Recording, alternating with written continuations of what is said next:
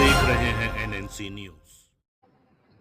देश के हर कोने से, हर तहसील से, हर कॉन्स्टिट्यूएंसी से एक आवाज सामान्य रूप से उभर कर आई है कि इस देश का नेतृत्व अगले 5 साल के लिए श्री नरेंद्र मोदी करें। इस सब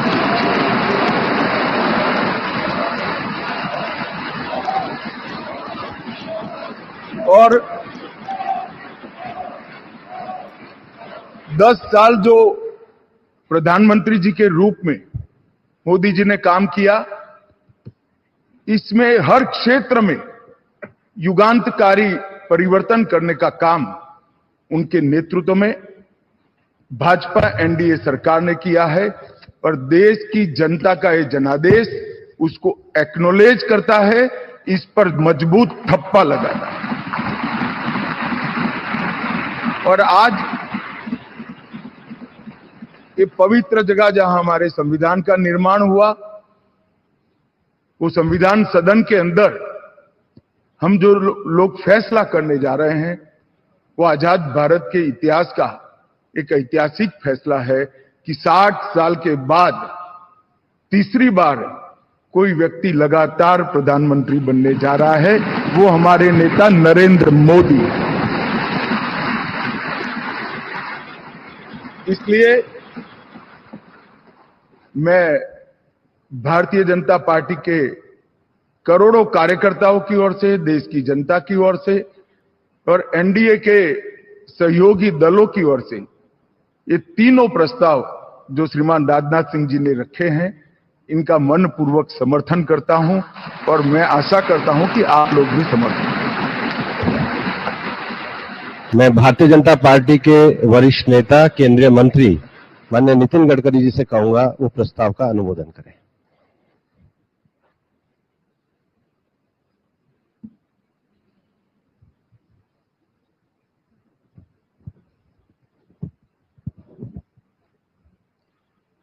मैं सभी नवनिर्वाचित लोकसभा सदस्यों का हृदय से बहुत बहुत अभिनंदन करता हूं, उनको शुभकामनाएं देता हूं। रक्षा मंत्री आदरणीय राजनाथ सिंह जी ने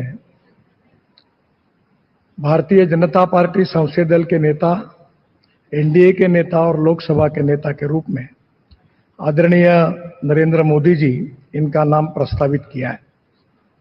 मैं उसका अनुमोदन करता हूं और विशेष रूप से पिछले 10 साल में उनके नेतृत्व में कार्य करने का सौभाग्य हमको मिला। हमारा देश सुखी हो, समृद्ध हो, संपन्न हो, विश्व की महाशक्ति बने और समाज के सर्वांगीण क्षेत्र में उन्नति और विकास हो, इसके लिए कटिबद्ध होकर समर्पित भाव से उन्होंने काम किया है। और मुझे इस बात का विश्वास है कि केवल देश में नहीं तो पूरे विश्व में अपने कार्य से उन्होंने पूरे विश्व को भी प्रभावित किया है। अभी 10 साल में जो काम हुआ वो तो एक प्रकार से शुरुआत थी, और इसके बाद आने वाले 5 साल में हम विश्व की एक महान ताकत बनेंगे, ऐसा हम सबको दृढ़ विश्वास है। मैं अपनी तरफ से आदरणीय मोदी जी को शुभकामनाएं और शुभेच्छाएं देता हूं और आदरणीय राजनाथ जी ने जो प्रस्ताव रखा है उसका अनुमोदन करता हूं और फिर से एक बार आप सबको धन्यवाद देता हूं। नमस्कार।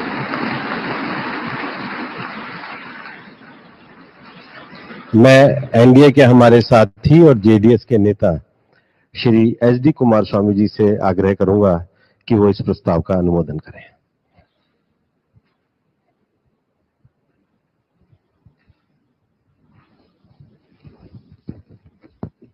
Respected Honorable Shri Narendra Modi ji, several leaders, senior leaders who are sitting in the dais, newly elected all my senior colleagues and friends, I congratulate you, all of you, by electing in this election in a huge majority. Today, already Rajnath Singh ji, Amit Shah ji, Nadda ji expressed their views, the contribution given to this country from last 10 years from Honorable Narendra Modi ji. On behalf of my party, I support Shri Narendra Modi ji as the leader of NDA Parliamentary Board. Thank you very much. मैं NDA के हमारे सम्मान्य साथी Telugu Desam party के नेता सम्मान्य चंद्रबाबू नायडू जी से निवेदन करूंगा कि वो भी इस प्रस्ताव का अनुमोदन करें।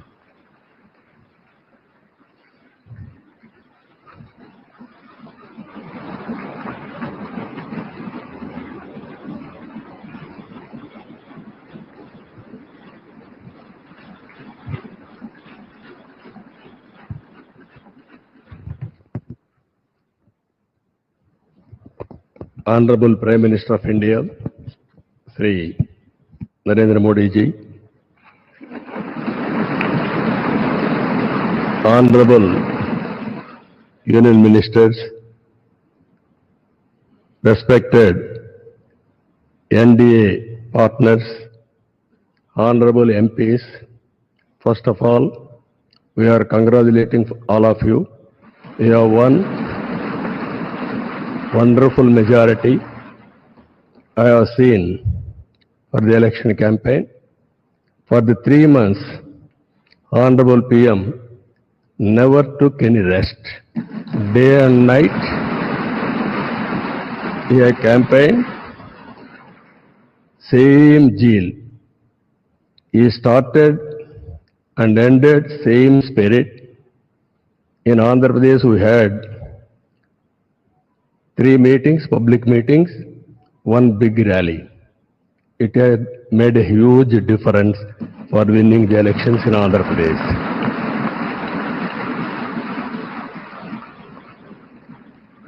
Honorable Home Minister has come.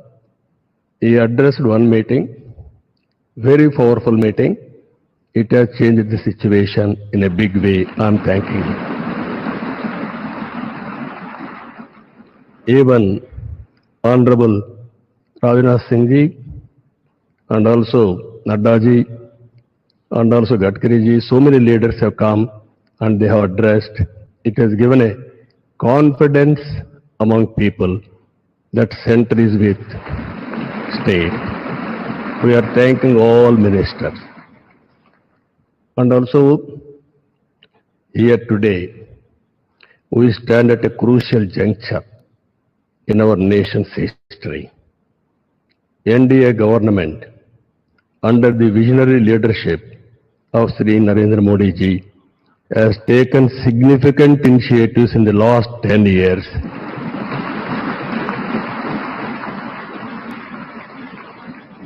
The country has witnessed remarkable progress and transformation.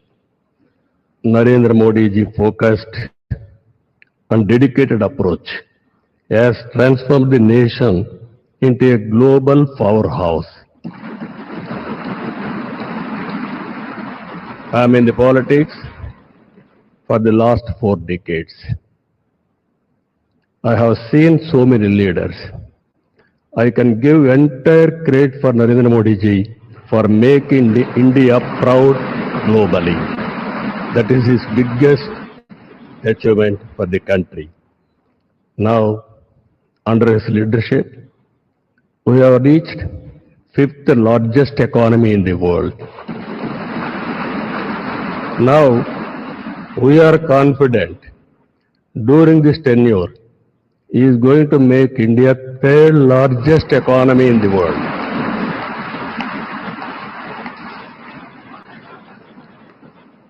And at the same time, he is planning Vikasit Bharat Vision 2047. We are very confident under his leadership, India will become either 1 or 2 globally. It is going to happen. And at the same time, Indians under his leadership globally will become number 1 globally. As on today, Indians are all Everywhere, if you go anywhere in the world, highest per capita income Indians are earning. I am confident under his leadership, Indians are going to become global leaders in the near future. It is going to happen. You name public governance, corporate governance, in the name of service, we are going to serve the global community. That is going to happen. Under this, sir, only all of us have to keep balancing regional aspirations and national interest must run parallelly, ensuring holistic development across all strata of society. Friends, I have seen so many governments. We are a very, very inspiring time. Anything you wanted to achieve, if you visualize, it can be done.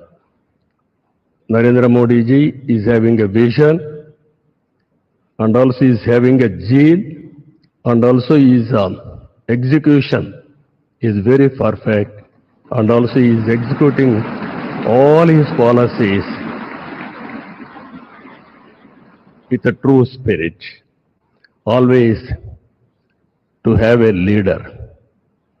Right time is a great asset for the nation. Today, India is having a right leader, right time. That is Narendra Modi.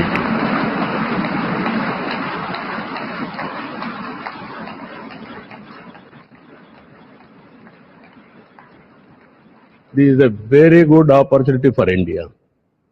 If we miss now, we will miss forever. That is where we are having wonderful opportunity. You are seeing globally today,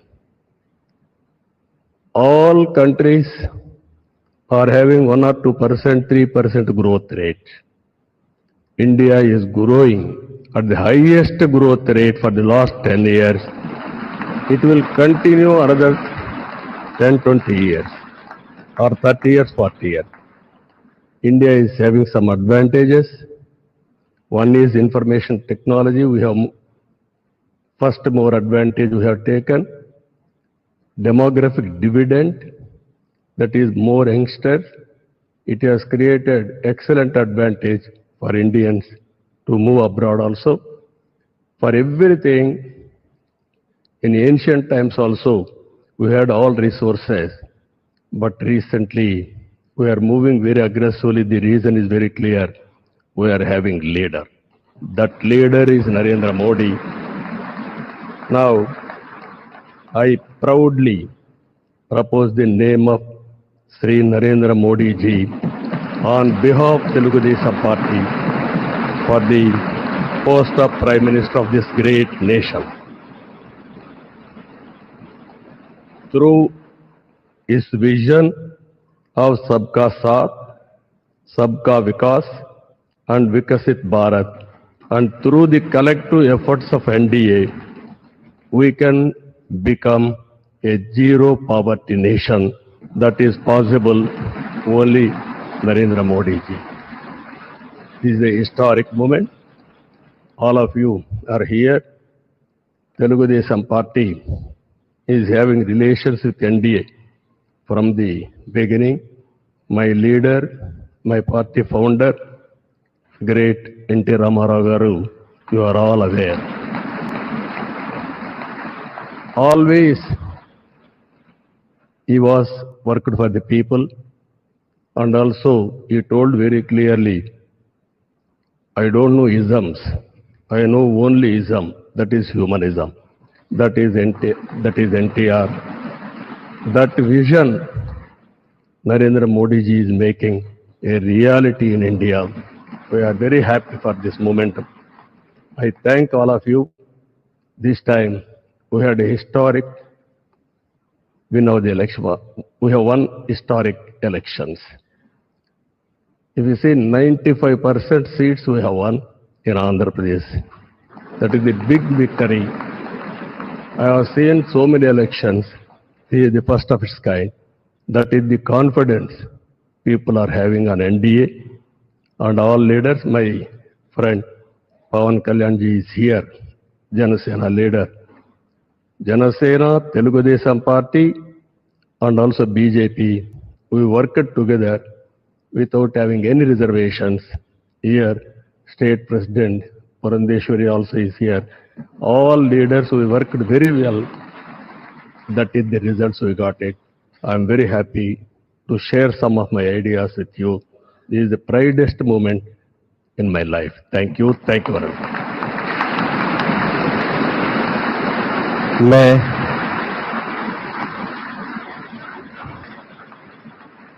NDA के हमारे वरिष्ठ सहयोगी Janata Dal United के अध्यक्ष बिहार के माननीय मुख्यमंत्री सम्मान्य नीतीश कुमार जी से आग्रह करूंगा कि वह इस प्रस्ताव का अनुमोदन करें।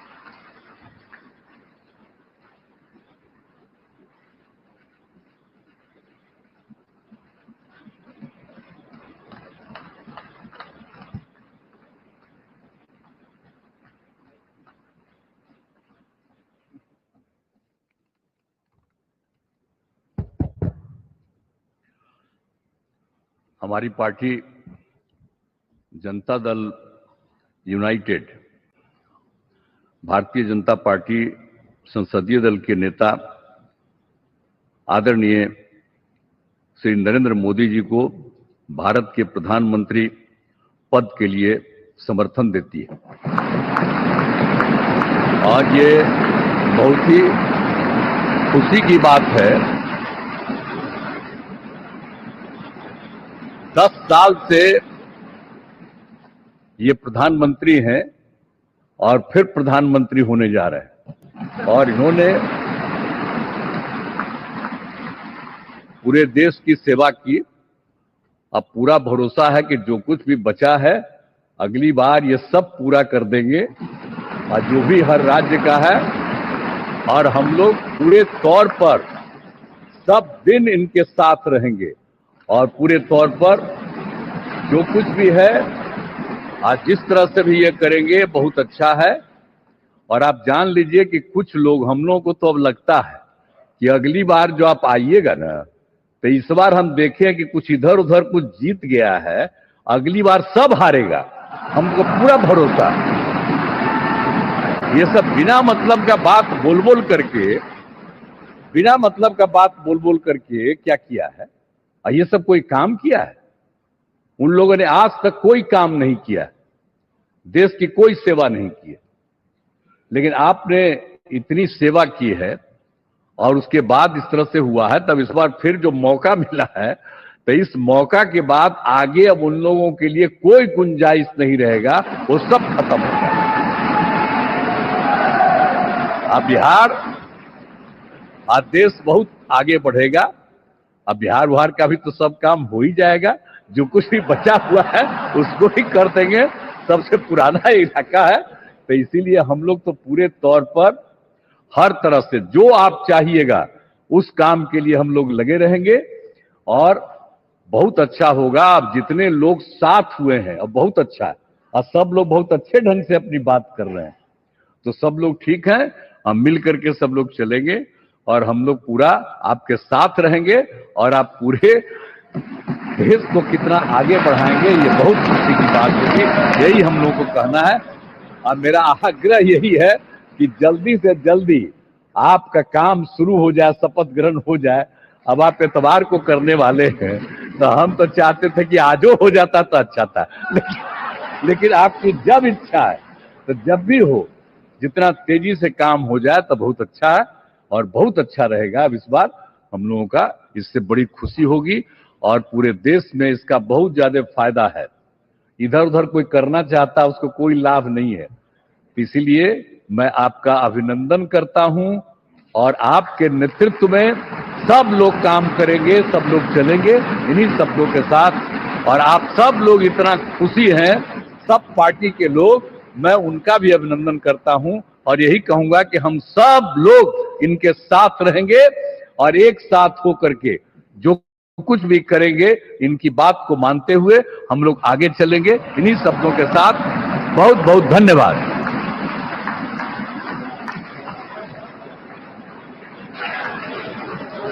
मैं एनडीए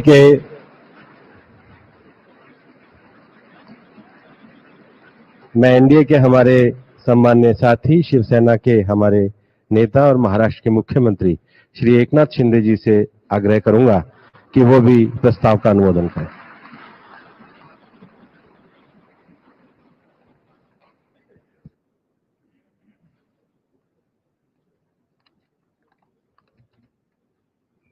भारत माता की, छत्रपति शिवाजी महाराज की।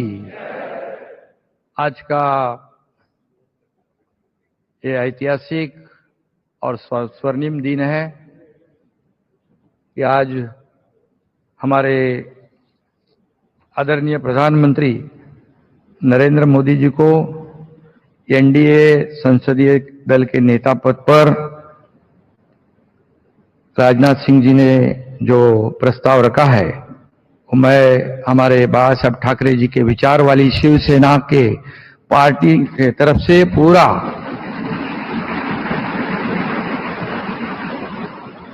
समर्थन देता हूं। और पिछले 10 सालों में हमारे आदरणीय प्रधानमंत्री जी ने इस देश का विकास किया, इस देश को आगे बढ़ाया, इस देश का नाम पूरी दुनिया में रोशन करने का काम किया, देश की अर्थव्यवस्था को मजबूत किया और एक हमारे देश को एक नई पहचान बनाने का जो सपना था वो पूरा करने का काम किया है। और इसलिए कितने भी विपक्ष वालों ने जब अभी हमारे नीतीश कुमार जी ने कहा कि यहां वहां जो गए हैं उनका क्या होने वाला है, उन्होंने कहा है।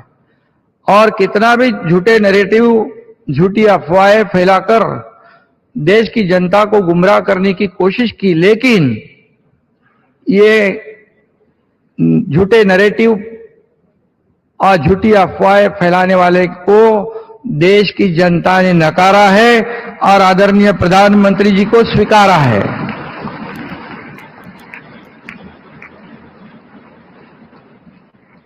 उसमें डिटेल में मैं नहीं जाऊंगा, लेकिन यहां पर हमारे सभी उपस्थित नेतागण है, नड्डा जी है, राजनाथ सिंह जी है, अमित भाई है, हमारे आदरणीय अजीत दादा जी है, वहां अभी सभी महानुभाव है, एक्स सीएम है, वहां हमारे चंद्रा बाबू जी है, नीतीश कुमार जी है और सभी मान्यवर और सभी इस सदन में उपस्थित फिर से सांसद बने हैं, उनका मैं तहे दिल से स्वागत करता हूं और अभिनंदन भी करता हूं। शिवसेना के बारे में इतना ही मैं कहूंगा कि ये शिवसेना और भारतीय जनता पार्टी एक विचारधारा, एक समान विचारधारा वाली पार्टी है। बाबा साहेब ठाकरे जी के नेतृत्व में हमारे जो गठबंधन हुआ है, ये गठबंधन एक फेविकोल का जोड़ है, ये बिल्कुल टूटेगा नहीं। और लोकसभा के चुनाव में जो हमारे आदरणीय प्रधानमंत्री जी ने जो मेहनत की है, जो सभाएं ली है, जो उनकी जादू है, वो जादू इस बार फिर लगातार तीसरी बार इस देश ने देखी है और इसलिए उनको मैं तीसरी बार प्रधानमंत्री बनने के लिए शिवसेना पार्टी की ओर से हृदय से मैं उनका स्वागत करता हूं, अभिनंदन करता हूं और शुभकामनाएं देता हूं। और सिर्फ इतना ही कहूंगा, उनके लिए मैं उन्हें 4 पंक्तियां पेश करना चाहता हूं आपकी इजाजत से। मैं उस माटी का वृक्ष नहीं जिसको नदियों ने सींचा है, बंजर माटी में पलकर मैं मृत्यु से जीवन खींचा है। मैं पत्थर पर लिखी इबारत हूं, शीशे से कब तक तोड़ोगे, मिटने वाला मैं नाम नहीं, तुम मुझको कब तक रोकोगे। और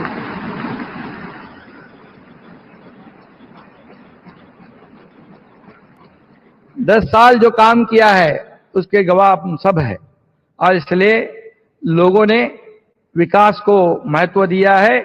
और जो विपक्ष के लोग सिर्फ राजनीति करते थे, उनको उनके घर पे बिठा दिया है और फिर एक बार तीसरी बार मोदी जी हैट्रिक करेंगे। मैं उनका अभिनंदन करता हूं, मैं उनको बहुत बहुत शुभकामनाएं देता हूं। धन्यवाद। मैं एनडीए के हमारे साथी और एनसीपी के नेता महाराष्ट्र के उप मुख्यमंत्री श्री अजित पवार जी से आग्रह करूंगा कि वे भी इसका अनुमोदन करें प्रस्ताव।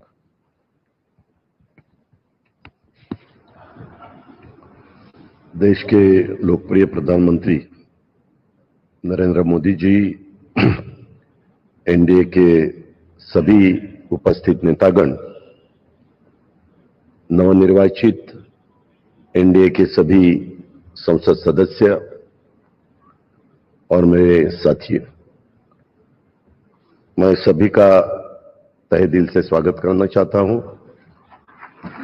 और जो नवनिर्वाचित संसद सदस्य बने हैं उनका भी मैं अभिनंदन करना चाहता हूं। आज यहां रक्षा मंत्री राजनाथ सिंह जी ने, गृह मंत्री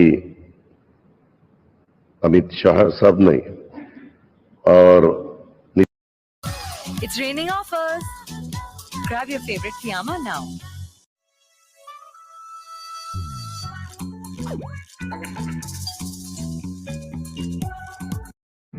एनडीए संसदीय दल के नेता पद पर श्री नरेंद्र मोदी जी के नाम का समर्थन करता हूं और आप सभी को धन्यवाद देते मैं पूर्ण विराम लेता हूं। जय हिंद। मैं लोक जनशक्ति पार्टी रामविलास पासवान के नेता और माननीय श्री चिराग पासवान जी से आग्रह करूंगा कि वो भी प्रस्ताव के अनुमोदन के लिए आए।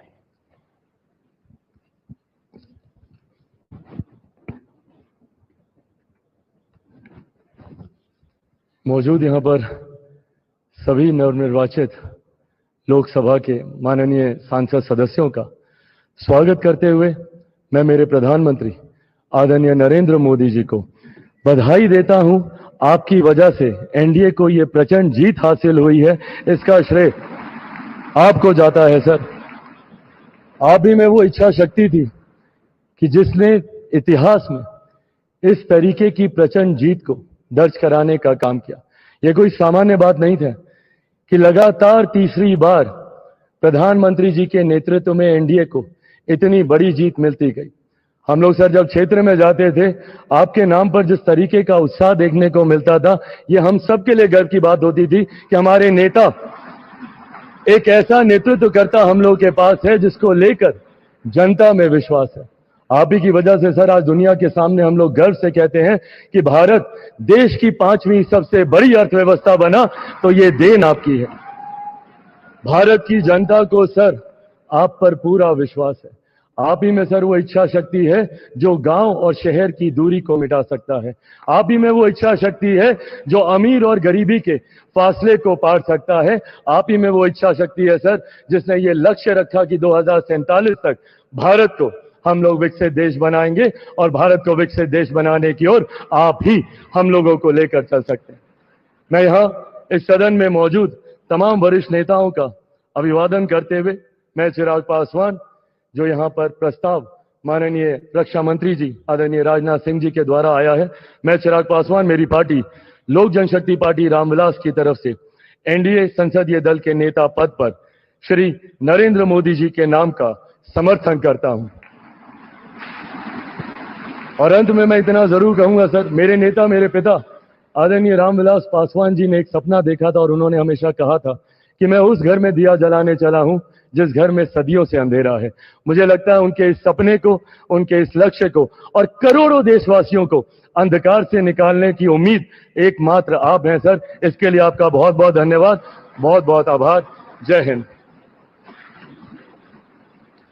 मैं एनडीए के हमारे साथी हिंदुस्तान आवाम मोर्चा के अध्यक्ष श्री जीतन राम मांझी जी से आग्रह करूंगा कि वो प्रस्ताव का अनुमोदन करें।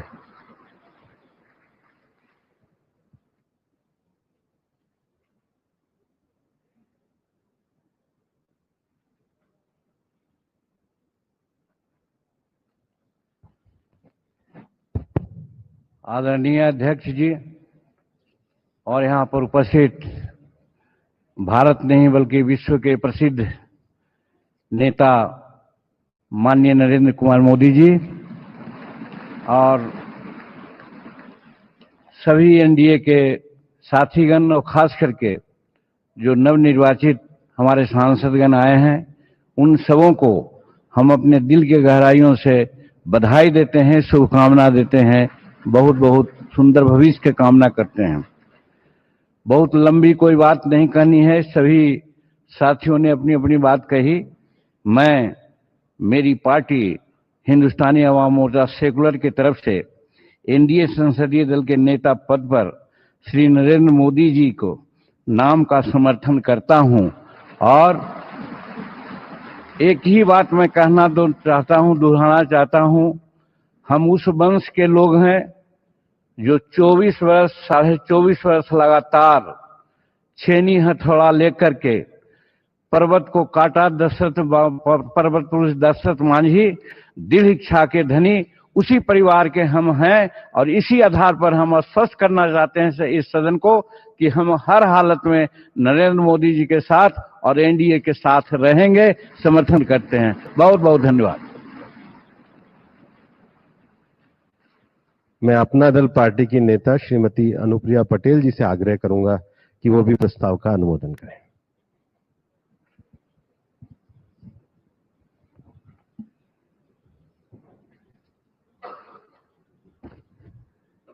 करोड़ों करोड़ देशवासियों के हृदय में बसने वाले माननीय प्रधानमंत्री श्री नरेंद्र मोदी जी, इस मंच पर विराजमान सभी वरिष्ठ महानुभाव, केंद्रीय कक्ष में मौजूद एनडीए के सहयोगी दलों के सभी सम्माननीय नेतागण, राज्यों के माननीय मुख्यमंत्री एवं उप मुख्यमंत्रीगण और हमारे एनडीए परिवार के देश के कोने कोने से जनता का विश्वास प्राप्त करके यहां पर नवनिर्वाचित होकर आए सभी माननीय सांसदगणों का मैं अपनी पार्टी, अपना दल की ओर से बहुत बहुत अभिनंदन करती हूं। माननीय रक्षा मंत्री श्री राजनाथ सिंह जी ने हम सबके समक्ष एक प्रस्ताव रखा है। मैं अपनी पार्टी, अपना दल की ओर से एनडीए संसदीय दल के नेता के पद पर माननीय प्रधानमंत्री श्री नरेंद्र मोदी जी के नाम का पूरे दिल से समर्थन करती हूं। माननीय प्रधानमंत्री जी, आपका ये पूरा एनडीए परिवार मजबूती के साथ आपके पीछे और आपके साथ खड़ा है। आप हमारा नेतृत्व करें। राष्ट्र निर्माण के हर संकल्प को पूरा करने के लिए हम सभी एकजुट होकर पूरी तत्परता से कार्य करेंगे। और मैं आपको पूरे विश्वास के साथ ये कहना चाहती हूं कि हमारे तीसरे कार्यकाल में आपके नेतृत्व में एनडीए की सरकार जो कार्य करेगी, वो कार्य आने वाले समय में पूरे देश को अचंभित करेगा और दुनिया में भारत की उपलब्धियों की चर्चा होगी, भारत की जय जयकार होगी। इन्हीं शुभकामनाओं के साथ बहुत बहुत धन्यवाद। मैं जनसेना पार्टी के नेता श्री पवन कल्याण जी से आग्रह करूंगा कि वे इस प्रस्ताव का अनुमोदन करें।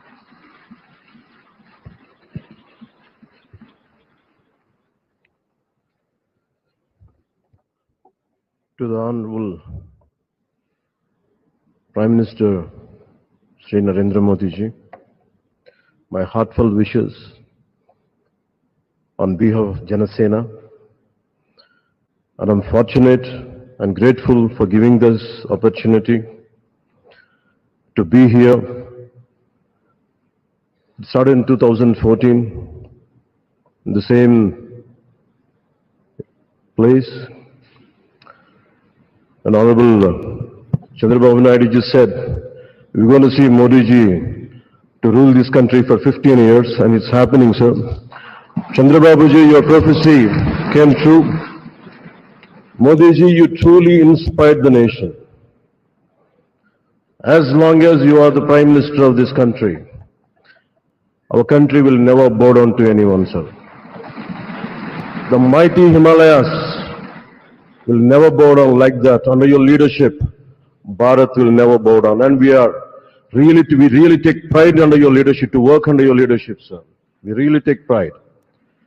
And from Kashmir to Kanyakumari, Kamakya to Dwaraka, and you have inspired everyone, sir. You have inspired everyone. We all rally behind you. We all rally behind you.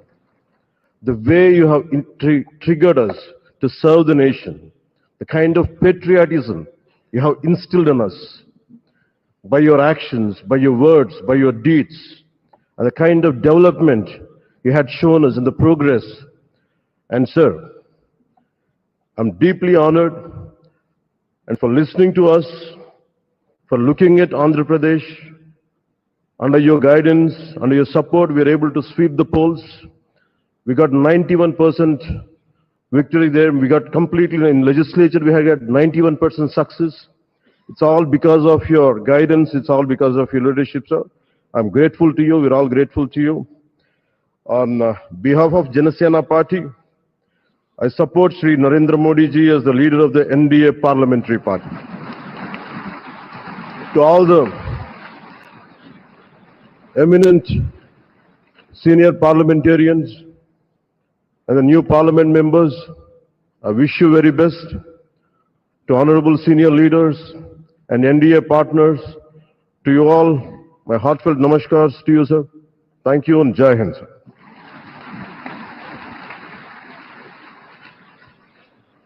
मित्रों, अब वो ऐतिहासिक घड़ी आ गई है जो प्रस्ताव माननीय राजनाथ सिंह जी ने हम सबके सामने रखा, जिसे सभी दलों ने, घटक ने समर्थन अनुमोदन किया, वह सदन के सामने रखा जाता है। आप सबसे निवेदन है कि करतल ध्वनि के साथ मैं एनडीए के वरिष्ठ नेताओं से कहूंगा कि वो सामने मंच पे बाहर आकर के माननीय मोदी जी का स्वागत करें। सब लोग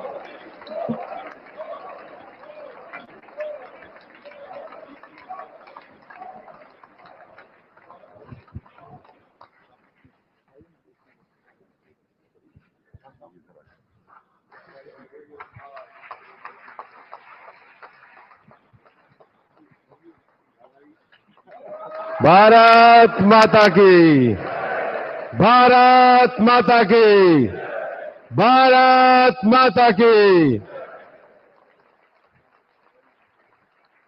वंदे वंदे वंदे।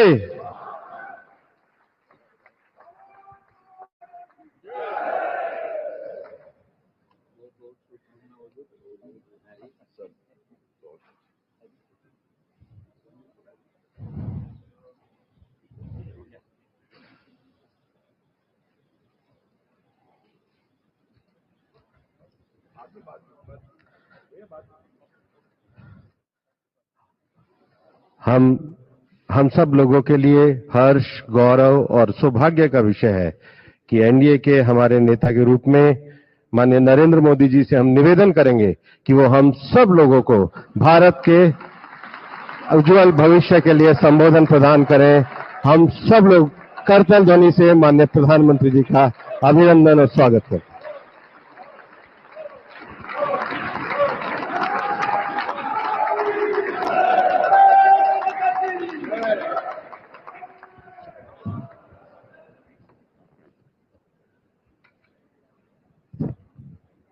भारत माता की, भारत माता की।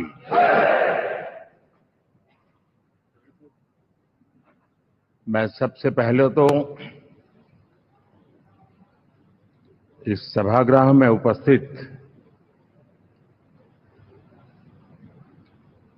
एनडीए घटक दलों के सभी नेतागण,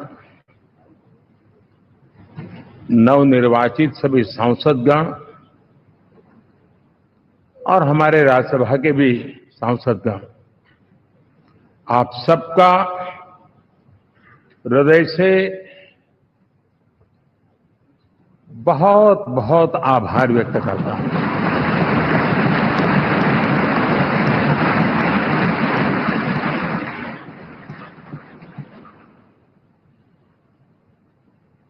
मेरे लिए खुशी की बात है कि इतने बड़े समूह को आज मुझे यहां स्वागत करने का अवसर मिला है।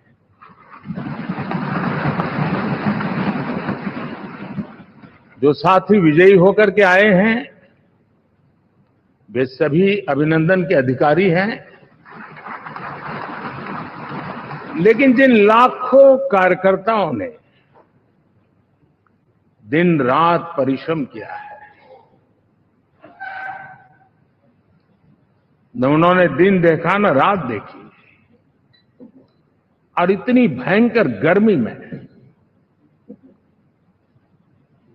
हर दल के कार्यकर्ता ने जो पुरुषार्थ किया है, परिश्रम किया है, मैं आज संविधान सदन के इस सेंट्रल हॉल से सर झुका करके उनको प्रणाम करता हूं।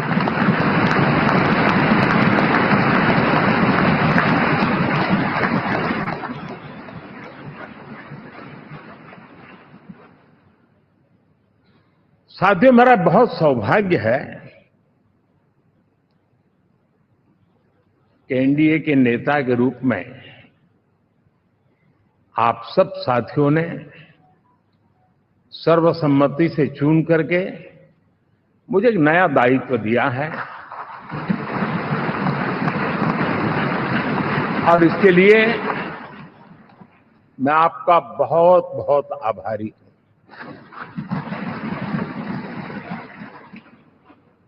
व्यक्तिगत जीवन में एक मैं जवाबदारी का एहसास करता हूं। जब 2019 में इस सदन में मैं बोल रहा था, आप सबने मुझे नेता के रूप में चुना था, और तब मैंने एक बात पर बल दिया था, विश्वास। आज जब आप मुझे फिर से एक बार ये दायित्व देते हैं, इसका मतलब है कि हम दोनों के बीच, हम आपस में विश्वास का सेतु इतना मजबूत है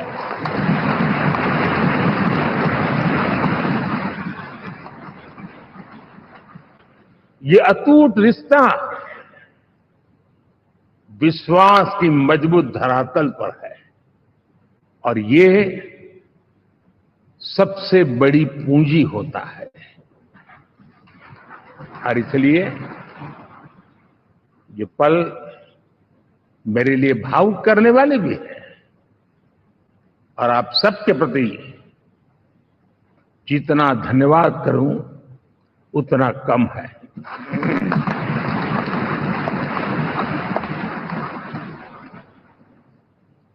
साथियों,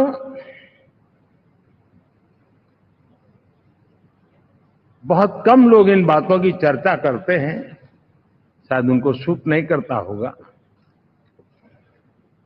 लेकिन हिंदुस्तान के इतने महान लोकतंत्र की ताकत देखिए कि एनडीए आज देश में 22 राज्यों में लोगों ने उनको सरकार बनाकर के सेवा करने का मौका दिया।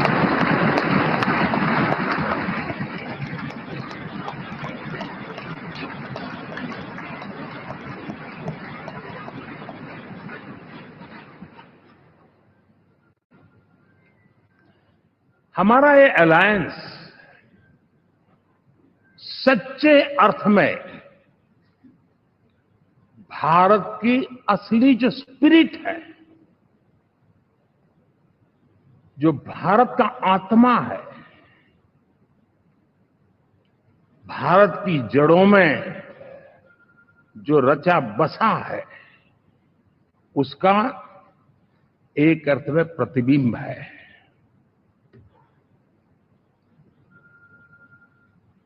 और मैं इसलिए कह रहा हूं कि थोड़ी नजर करें, हमारे देश में 10 ऐसे राज्य जहां हमारे आदिवासी बंधुओं की संख्या प्रभावी रूप से है। निर्णायक रूप से है। जहां इस आबादी आदिवासियों की ज्यादा है, ऐसे 10 राज्यों में से 7 राज्यों में एनडीए सेवा कर रहा है।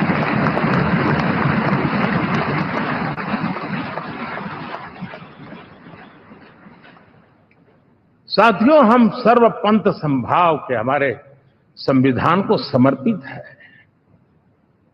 और देश में चाहे हमारा गोवा हो या हमारा नॉर्थ ईस्ट हो, जहां बहुत बड़ी मात्रा में हमारे ईसाई भाई बहन रहते हैं, आज हम उन राज्यों में भी एनडीए के रूप में सेवा का अवसर हमें मिला हुआ है।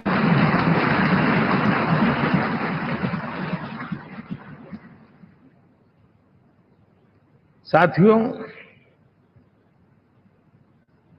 प्री पोल अलायंस हिंदुस्तान के राजनीतिक इतिहास में और हिंदुस्तान की राजनीति में गठबंधन के इतिहास में प्री पोल अलायंस इतना सफल कभी भी नहीं हुआ है जितना कि एनडीए हुआ।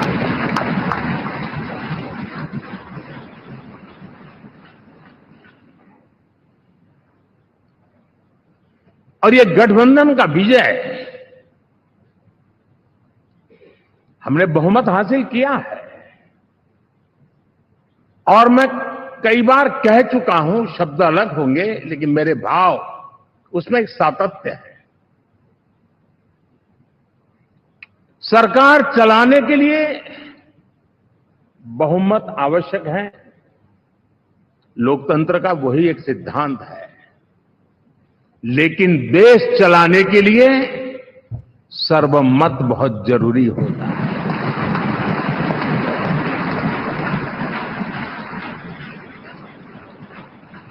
और मैं आज देशवासियों को यहां से विश्वास दिलाना चाहता हूं कि आपने जिस प्रकार से हमें बहुमत देकर के सरकार चलाने का सौभाग्य दिया है, ये हम सबका दायित्व है कि हम सर्वमत का निरंतर प्रयास करेंगे और देश को आगे ले जाने के लिए हम कोई कोर कसर नहीं छोड़ेंगे।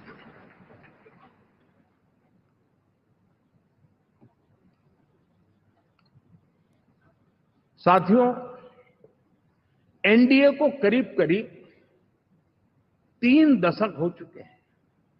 यानी आजादी के 75 साल में 3 दशक एनडीए, ये सामान्य घटना नहीं है जी।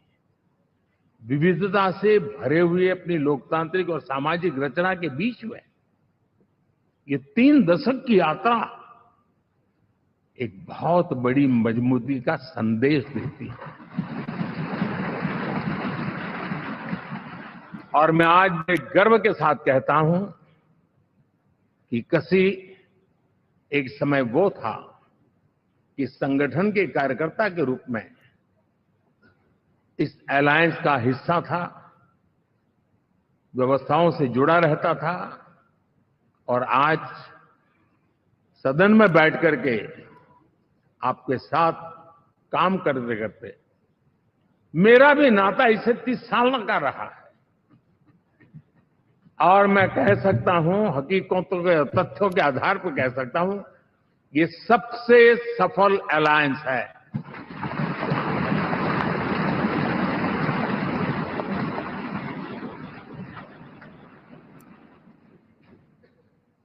हम गर्व से कह सकते हैं कि 5 साल का टर्म होता है। इस अलायंस ने 30 साल में से 5-5 साल के 3 टर्म सफलतापूर्वक पार किए हैं और अलायंस 4थे टर्म में एंटर कर रहा है।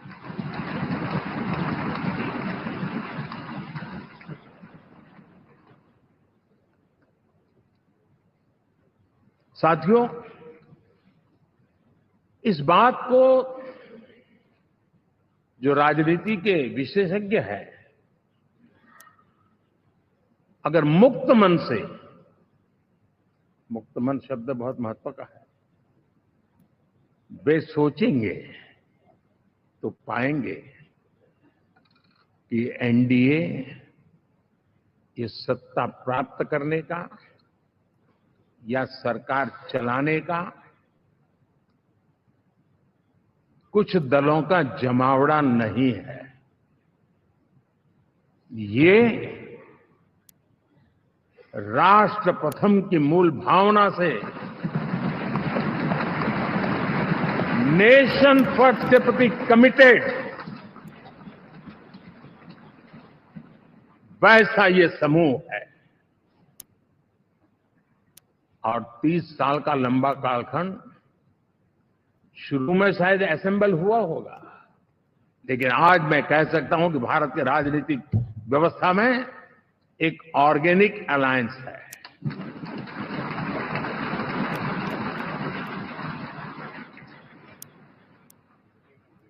और ये मूल्य श्रद्धेय अटल बिहारी वाजपेयी, श्री प्रकाश सिंह जी बादल,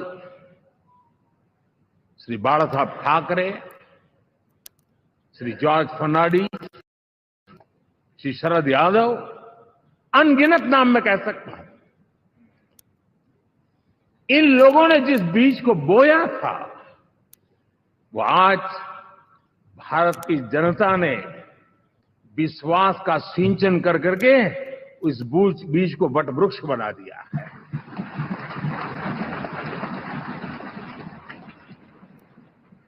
और हम सबके पास ऐसे महान नेताओं की विरासत है और हमें इसका गर्व है।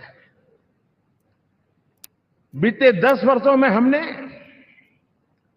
एनडीए की उसी विरासत, उसी मूल्यों को लेकर के निरंतर आगे बढ़ने का और देश को आगे बढ़ाने का प्रयास किया। जब मन से राजनीति के विश्लेषक अगर विश्लेषण करेंगे तो देखेंगे कि एनडीए का जो लोग दिखते हैं ना, उसमें एक कॉमन चीज नजर आती है और वो है गुड गवर्नेंस। इन सब ने अपने अपने समय में, अपने अपने कार्यकाल में जब जब जहां सेवा करने का मौका मिला है, गुड इस देश को दिया है। और इस प्रकार से एनडीए एक प्रकार से,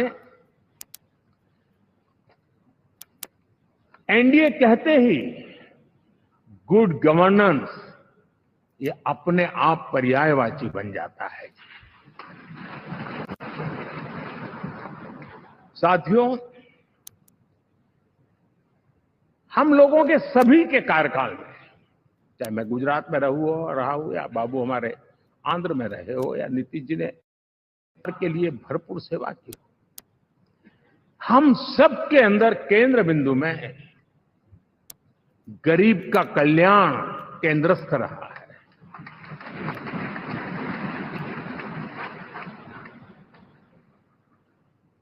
और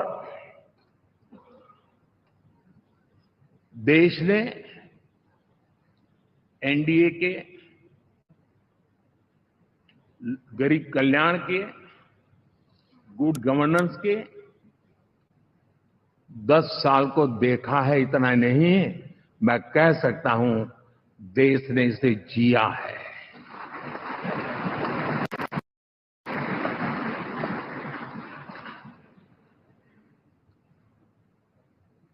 जनता जनार्दन ने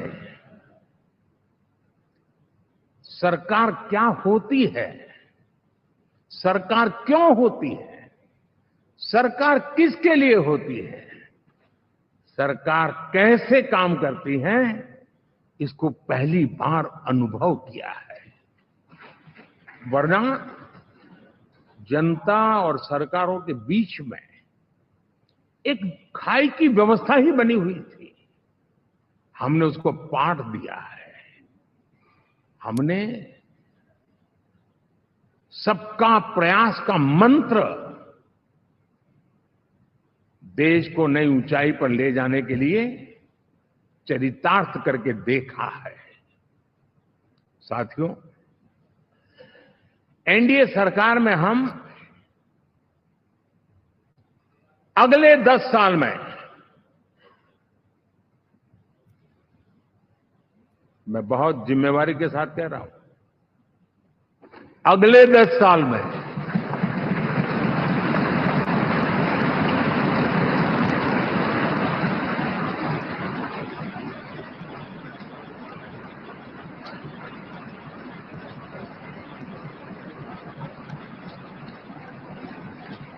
गुड गवर्नेंस, विकास, नागरिकों के जीवन में क्वालिटी ऑफ लाइफ, और मेरा व्यक्तिगत रूप से एक बहुत बड़ा ड्रीम है, मैं लोकतंत्र की समृद्धि को जब सोचता हूं तो मैं चाहता हूं कि सामान्य मानवीय के जीवन में से, और खास करके मध्यम वर्ग, उच्च मध्यम वर्ग, उनके जीवन में से सरकार की दखल जितनी कम हो उतनी लोकतंत्र की मजबूती है।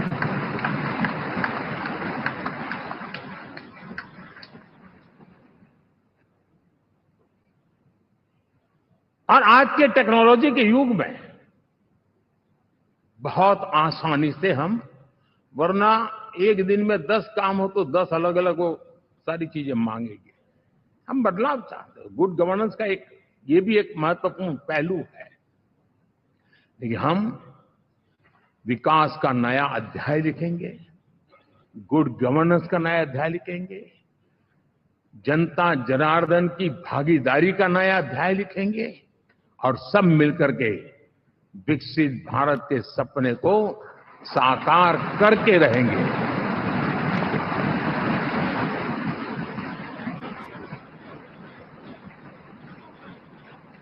साथियों, एनडीए में, और मैं अगर विस्तार से कहूं तो सदन में किसी भी दल का कोई भी जनप्रतिनिधि होगा, मेरे लिए सब बराबर है।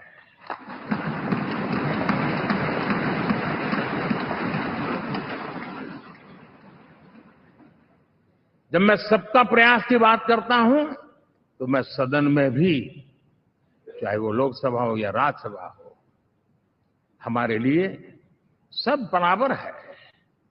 और यही एक भाव है जिसके कारण 30 साल से एनडीए अलायंस मजबूती के साथ आगे बढ़ा है। अपना पराया कुछ नहीं है। सबको गले लगाने में हमें कभी कोई कमी नहीं रखी है। उसी का परिणाम है कि जनता का विश्वास भी जीत पाते हैं। साथियों, हमने 2024 में जिस टीम भावना से काम किया है और ग्रासरूट लेवल पे किया है, सिर्फ फोटो ऑप करना, नेता मिलकर के हाथ हिलाएं और फिर तुम्हारे रास्ते में मेरे रास्ते, ऐसा नहीं। ग्रासरूट लेवल तक सबने मिल करके ये जो काम किया है, और उसी ने हमें ऑर्गेनिक अलायंस का सामर्थ्य दिया है।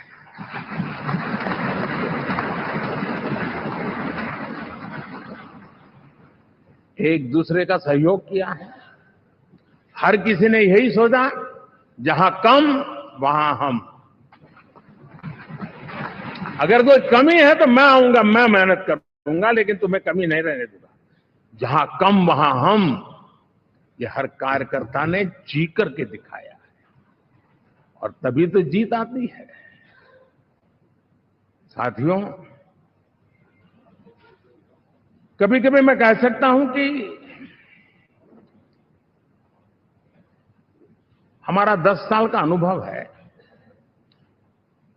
भारत के हर क्षेत्र का और भारत के हर नागरिक का जो एस्पिरेशंस हैं, रीजनल एस्पिरेशंस हैं, वे और नेशनल एस्पिरेशंस, इसका एक अटूट नाता होना चाहिए। इसके बीच में हवा तक गुजर न सके इतना जुड़ाव होना चाहिए, तब देश आगे बढ़ता है।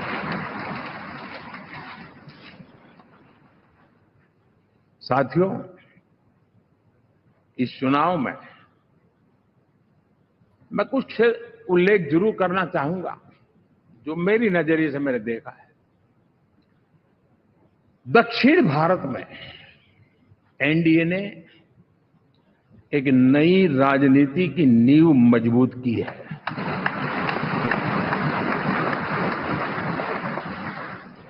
अब देखिए कर्नाटक एंड तेलंगाना, अभी अभी तो इनकी सरकारें बनी थी, लेकिन पल भर में ही लोगों का विश्वास टूट गया, भ्रम से लोग बाहर आ गए और एनडीए को गले लगा दिया। कर्नाटक और तेलंगाना में दोनों जगह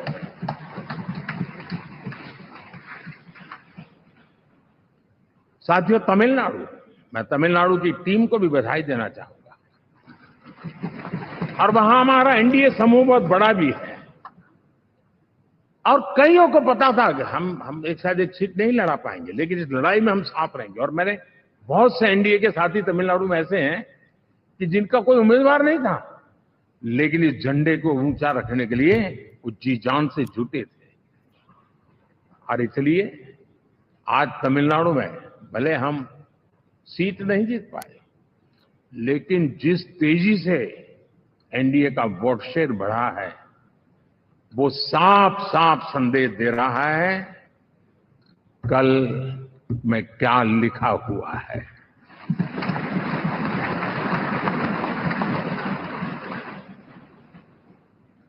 साथियों, पुडुचेरी हो, केरला हमारे सैकड़ों कार्यकर्ताओं के बलिदान हुए। यूडीएफ हो या एलडीएफ हो, शायद हिंदुस्तान के राजनीतिक जीवन में इतना जुल्म एक विचारधारा को लेकर के जीने वालों के ऊपर हुआ होगा तो सिर्फ मैं कह सकता हूं केरल में हुआ है। जम्मू कश्मीर से भी ज्यादा हुआ है। उसके बावजूद भी सामने कहीं विजय नजर नहीं आता था। उन्होंने परिश्रम की पराकाष्ठा में कभी पीछे नहीं रहे, पीढ़ियां खपा दी। और आज पहली बार संसद में केरल से हमारा प्रतिनिधि बन गया।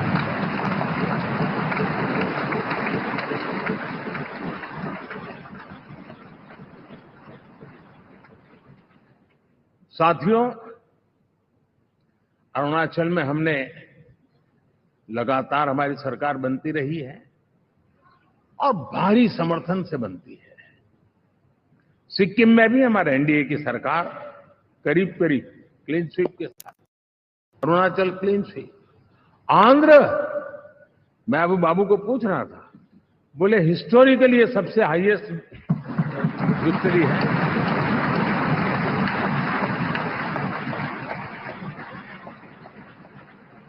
और ये जो यहाँ दिखता है ना पवन, ये पवन नहीं आंधी है।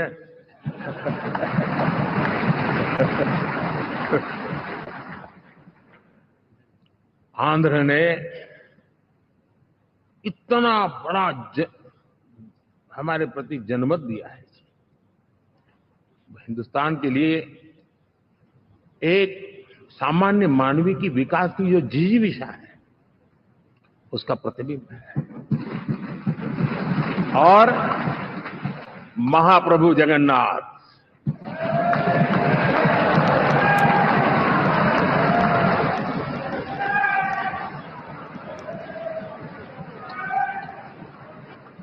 और मैंने अनुभव किया हमेशा।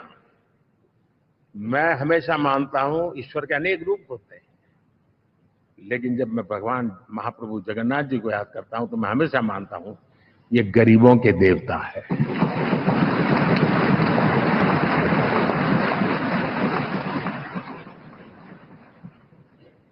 और वहां जो क्रांति रूप परिणाम आया है मैं इसे एक रिवॉल्यूशन देख रहा हूं।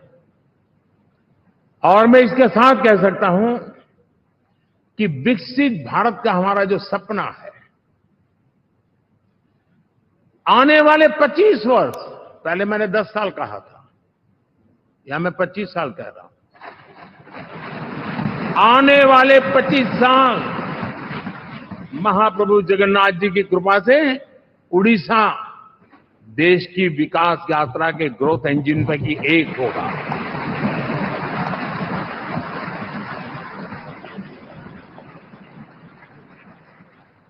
साथियों, हम लोग जब 4 जून के नतीजे चल रहे थे, मैं तो अपने काम में कुछ व्यस्त था, बाद में फोन आना शुरू हो गए। तो मैंने किसी को पूछा, यार ये तो ठीक है आंकड़े वांकड़े, तो मुझे ये बताओ कि ईवीएम जिंदा है कि मर गया?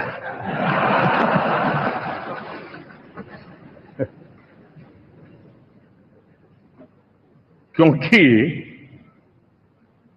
ये लोग तय करके बैठे थे कि भारत के लोकतंत्र और लोकतंत्र की प्रक्रिया के प्रति विश्वास ही लोगों का उठ जाए, और लगातार ईवीएम को गाली देना।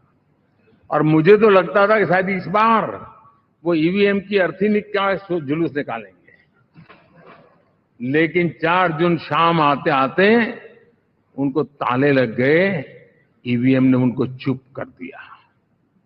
ये ताकत है भारत के लोकतंत्र, ये ताकत है भारत की निष्पक्षता की, ये भारत की ताकत है भारत के चुनावी तंत्र की, चुनाव आयोग की। और मैं मानता हूं कि ये, आशा करता हूं कि 5 साल तो अब ईवीएम शायद मुझे नहीं सुनाई देगा, लेकिन जब 29 में हम जाएंगे तो फिर से शायद ईवीएम को लेकर के नाचने की शुरुआत करेंगे, क्योंकि इनके सुधरने की संभावना बहुत कम है। आप देखिए, चुनाव के समय मैंने पहली बार देखा, शायद हर तीसरे दिन इलेक्शन कमीशन के काम में रुकावट आए, इसके लिए सुप्रीम कोर्ट के दरवाजे खटखटाए गए, भांति भांति की एप्लीकेशन, और एक ही टोली थी। और लोकतंत्र के प्रति जिनका भरोभार अविश्वास है, ऐसे लोग सुप्रीम कोर्ट का उपयोग करते हुए कैसे रुकावट डाले, इसका निरंतर प्रयास करते रहे। और चुनाव आयोग की ताकत का एक बड़ा हिस्सा अदालतों में, इस पीक आवर्स में, चुनाव के पीक आवर्स में, यानी कितनी निराशा लेकर के ये लोग मैदान में आए थे कि उन्होंने पूरा हमला उसी इंस्टीट्यूट पे लगा दो, ताकि चुनाव के कोई भी परिणाम आए, हम दुनिया के सामने भारत को भी बदनाम कर लें। ये षड्यंत्र का हिस्सा था दोस्तों, और कभी भी देश उनको माफ नहीं करेगा। साथियों, इंडी गठबंधन वाले जब ईवीएम का विरोध करते हैं तो मैं सिर्फ एक चुनाव के रूप में नहीं देख रहा। मैं मानता हूं ये लोग मन से पिछली शताब्दी के सोच वाले लोग हैं। वे टेक्नोलॉजी को हम महत्व न समझते हैं, न टेक्नोलॉजी स्वीकार करने को तैयार है। और ये सिर्फ ईवीएम में दिखाई दिया, ऐसा नहीं, यूपीआई में दिखाया। जब हमने कहा कि हिंदुस्तान के लोग डिजिटल ट्रांजैक्शन करेंगे, फिनटेक की दुनिया में आज हिंदुस्तान का नाम हो गया, मानने को तैयार नहीं। आधार आज देश की एक पहचान बना है। मैं तो देख रहा हूं कि मुझे कई देश कहते हैं कि हमें आधार की पद्धति से आगे बढ़ना है, आप कैसे मदद कर सकते हैं। उस आधार को रोकने के लिए सुप्रीम कोर्ट में बार बार जाकर के परेशानी पता, यानी मूलतः ये प्रगति के विरोधी, आधुनिकता के विरोधी, टेक्नोलॉजी के विरोधी इंडी अलायंस हमने देखा है। साथियों, इस देश के लिए ये भी चिंता का विषय है कि विश्व में भारत के लोकतंत्र की ताकत को कम आंकने का प्रयास, और कितना एक्सट्रीम है। मैं दुनिया में ढोल पीट रहा हूं, कि हम मदर ऑफ डेमोक्रेसी हैं, और ये दुनिया में जाकर के बता रहे नहीं नहीं हमारे देश में तो डेमोक्रेसी जैसा कुछ नहीं, कि वो मोदी बैठ गया है, वो एक चाय बेचने वाला यहां पहुंच कैसे गया, कुछ तो गड़बड़ की होगी। ये जो इनकी मनस्थिति है जी, भारत के नागरिकों को चुनाव प्रक्रिया के प्रति अविश्वास पैदा करने का जो उनका षड्यंत्र है, मैं मानता हूं कि अब दुनिया भी भारत के लोकतंत्र की विविधता, विशालता, व्यापकता, गहनता, इन सबको भी जानने समझने के लिए आकर्षित होगी। ऐसे इस चुनाव के नतीजे में देख रहा हूं। साथियों, जब 1 तारीख को मतदान पूरा हुआ और 4 तारीख को काउंटिंग, इस बीच की चीजों को आप देखिए। योजनाबद्ध तरीके से देश को हिंसा की आग में झोंकने का भाषण बयान दिए जाते थे, यहां इकट्ठे होना, यहां पहुंचना, यहां करना। कुछ लोग इस चीज को गंभीर नहीं लेते, लेकिन ये बहुत गंभीर है। आप भारत के लोकतंत्र को, पहले उसकी व्यवस्था को अनादर करते हो, अब परिणाम आने से पहले एक ऐसा माहौल बना दो कि बस आग लगा देंगे। हर प्रकार से उन शब्दों का अर्थ यही निकलता है कि उन्होंने देश को उस दिशा में ले जाने का प्रयास किया था। लगातार देश को गुमराह करने का प्रयास किया गया, देश के लोगों को बांटने का प्रयास किया। अरे चुनाव एक ऐसा लोकोत्सव होता है कि ज्यादा से ज्यादा लोगों को हम जोड़े, तोड़ने के लिए नहीं होता है। लेकिन हर प्रकार से कोशिश यही की गई। साथियों, मैं मानता हूं कि 2024 के लोकसभा के चुनाव के जो नतीजे हैं, हर पैरामीटर से देखेंगे, दुनिया ये मानती है और मानेगी कि ये एनडीए का महाविजय है।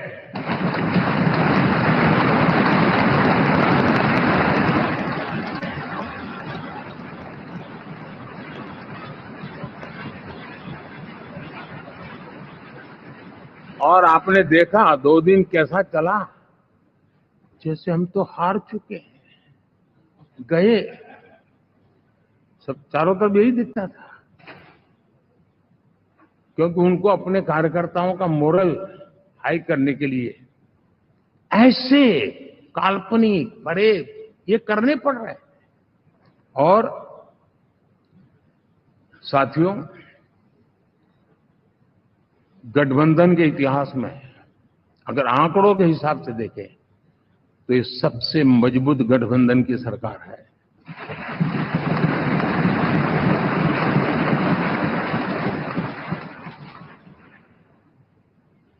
लेकिन कोशिश ये की गई कि इस विजय को स्वीकार न करना,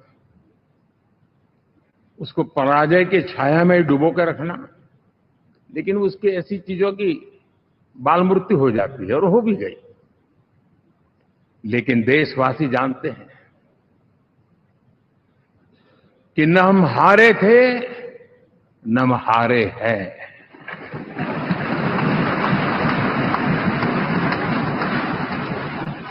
लेकिन 4 तारीख के बाद हमारा जो व्यवहार रहा है, वो हमारी वो पहचान बताता है कि हम विजय को पचाना जानते हैं।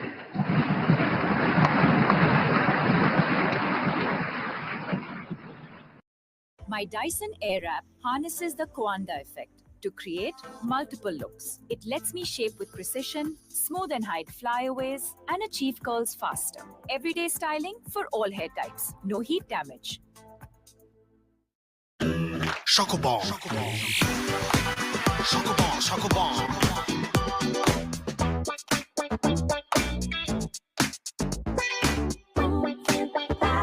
The new Kinder Chocobons Crispy with delicious milky and cocoa creams inside a crispy wafer. तो कहेगा एनडीए। 24 के नतीजों के बाद सरकार किसकी बनी? एनडीए। तो हारे कहां से भाई? पहले भी एनडीए थी, आज भी एनडीए और कल भी एनडीए है।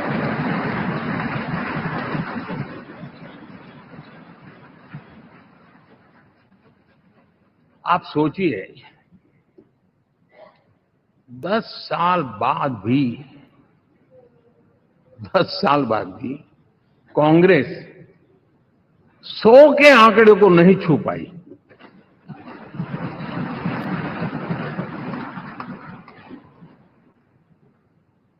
और अगर मैं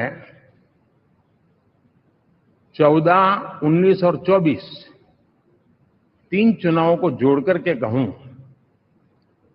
कांग्रेस के तीन चुनाव जोड़ूं, तो इन 3 चुनावों में जितनी सीटें मिली है उससे ज्यादा हमें इस चुनाव में मिली है।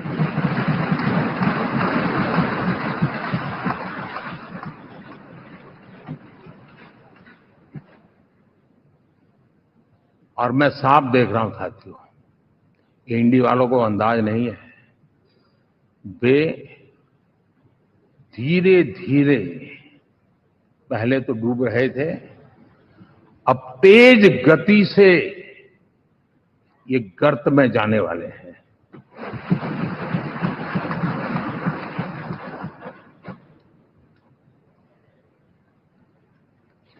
साथियों,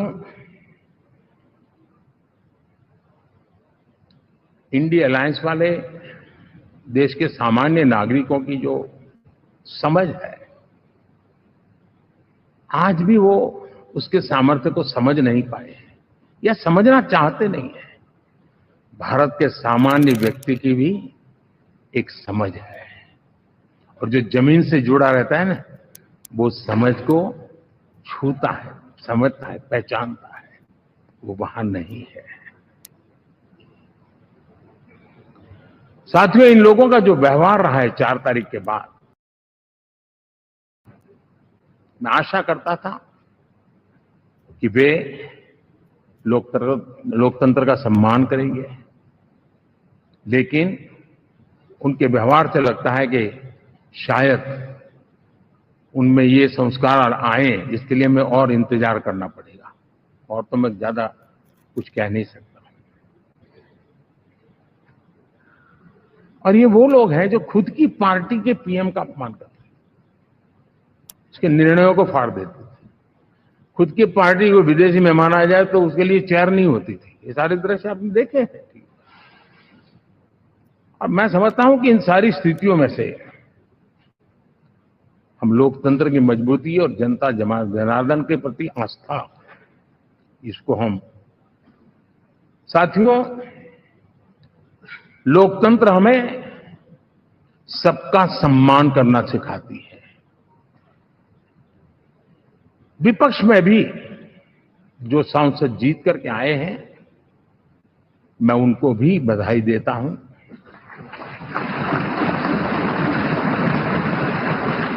और मैं पिछले 10 वर्ष में एक चीज मिस कर रहा था कि debate, participation, quality of debate मैं मिस कर रहा हूं।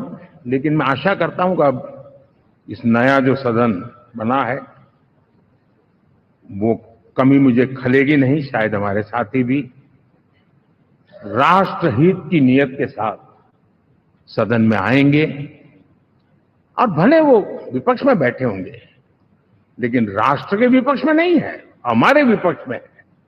राष्ट्र में तो हम सब एक ही दिशा में हैं।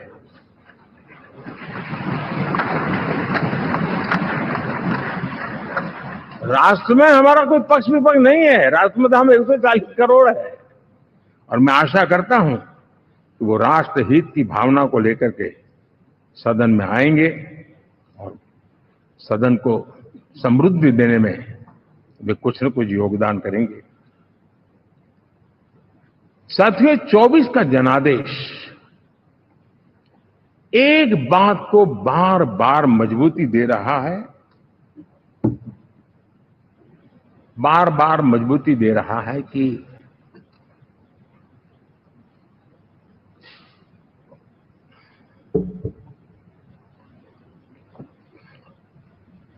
देश को आज के वातावरण में सिर्फ और सिर्फ एनडीए पर ही भरोसा है।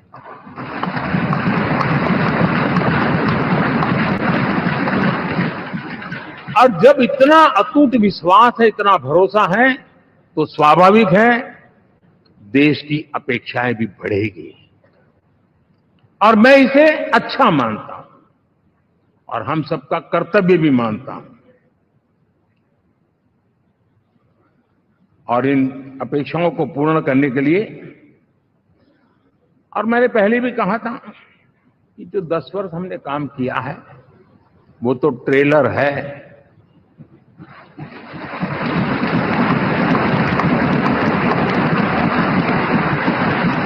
और वो मेरा चुनावी वाक्य नहीं था, ये मेरा कमिटमेंट है।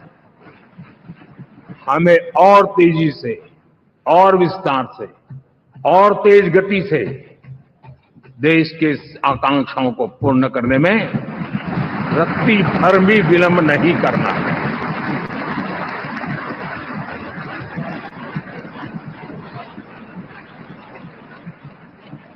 जनता जनार्दन चाहती है हम पहले से ज्यादा डिलीवर करें। जनता चाहती है कि हम खुद ही हमारे पुराने रिकॉर्ड तोड़े। और मैं साथियों एक तरफ एनडीए रखूं, दूसरी तरफ भारत के लोगों के सपने और संकल्पों को रखूं, तो मैं कहूंगा NDA, new India, develop India, aspirational India.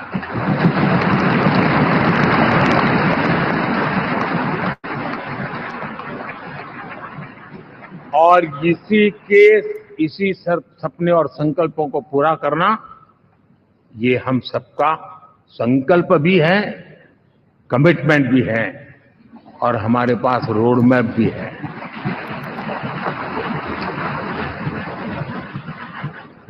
साथियों, एनडीए ने हमेशा करप्शन फ्री, रिफॉर्म ओरिएंटेड, स्थिर सरकार देश को दी है। जब जब हमें अवसर मिला हम लोगों ने काम किया है। उसके सामने कांग्रेस नेतृत्व वाली यूपीए, अब उन्होंने पुरानी अपनी छवि सुधारने के लिए नाम बदल दिया, लेकिन पहचान घोटालों की है। आए दिन घोटाले, यही पहचान रही है। और नाम बदलने के बावजूद भी देश उनके घोटालों को नहीं भुला है, उनको नकारा है।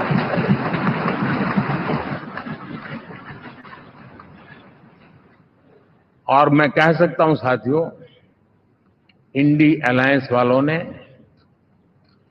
एक व्यक्ति का अपोज करने के वन पॉइंट एजेंडा के कारण देश की जनता ने उनको ही ऑपोजिशन में बिठा दिया है।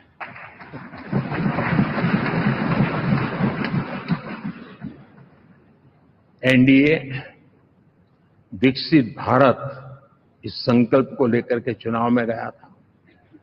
देश के लिए सकारात्मक सोच को लेकर के गया था। देश की युवा शक्ति के सामर्थ्य को समझ करके नए अवसरों को लेकर के देश को आगे बढ़ने की बात लेकर के गया था।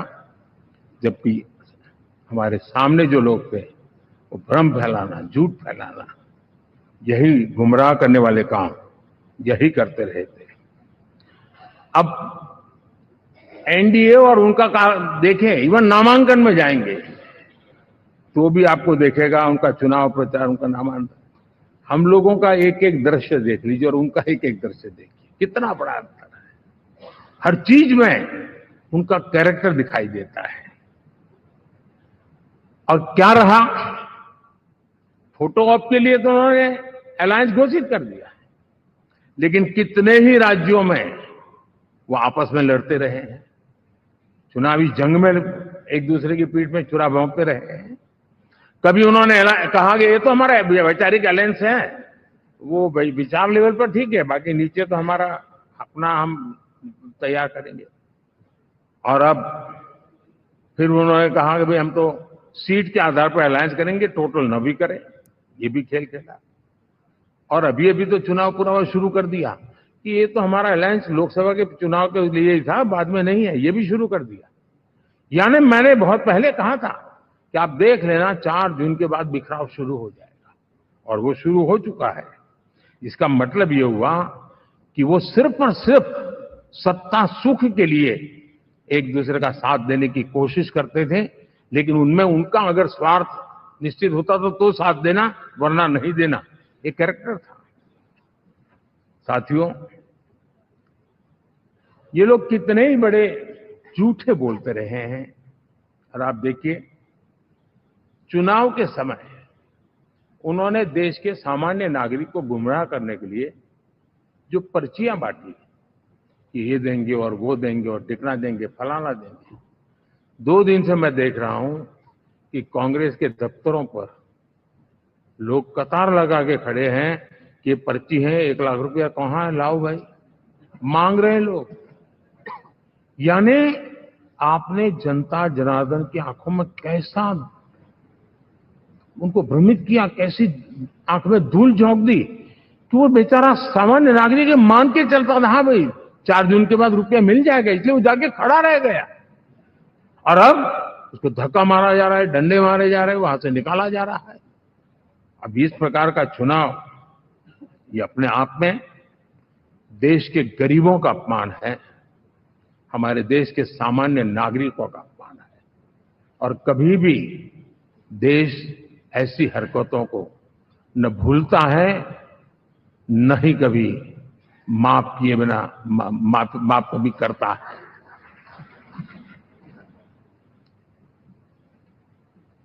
साथियों, हमारे लिए संतोष की बात है कि हम एक कमिटमेंट से काम कर रहे हैं। 10 साल में हमने 25 करोड़ गरीबों को गरीबी से बाहर निकाला है।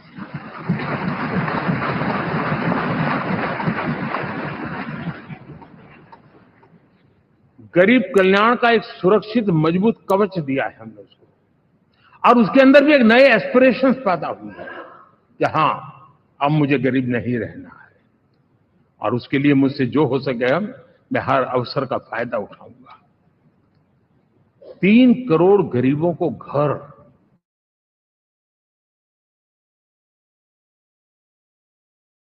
है, लेकिन हम सफलतापूर्वक इसको कर पाए हैं। 4 करोड़ लोगों को दे चुके हैं, 3 करोड़ का हम संकल्प लेकर के आज से आगे बढ़ेंगे।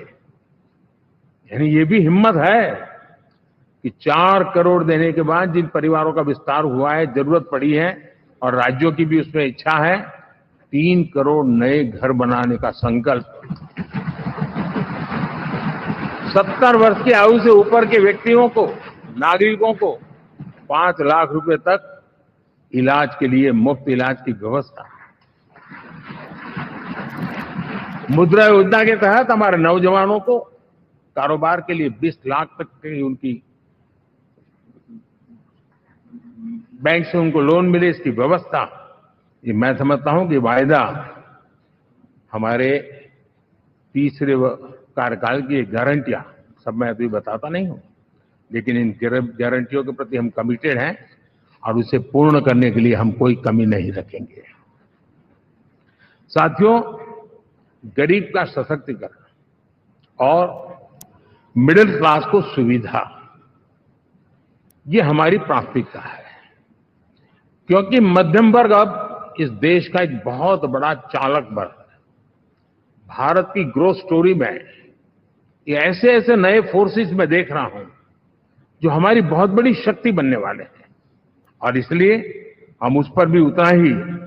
और मिडिल क्लास की बचत कैसे बढ़े, सेविंग कैसे बने, उसके लिए, उसके क्वालिटी ऑफ लाइफ के लिए हम क्या कर सकते हैं, हमारी योजनाओं का विस्तार कैसे किया जाए, हमारे नीति नियमों में बदलाव कैसे किया जाए, उस पर भी हम आने वाले दिनों में काम करते हैं। साथियों, पंचायत से पार्लियामेंट तक हमारी नारी शक्ति की सक्रिय भागीदारी, ये हमारा कमिटमेंट है। और हमने हमारे पिछले कार्यकाल में नारी शक्ति बंधन अधिनियम करके उस बात को हमने आगे बढ़ाया है। और वो दिन दूर नहीं होगा जब हमारे सदन में बहुत बड़ी तादाद में हमारी माताएं बहनें देश का नेतृत्व करती हुई दिखाई देगी।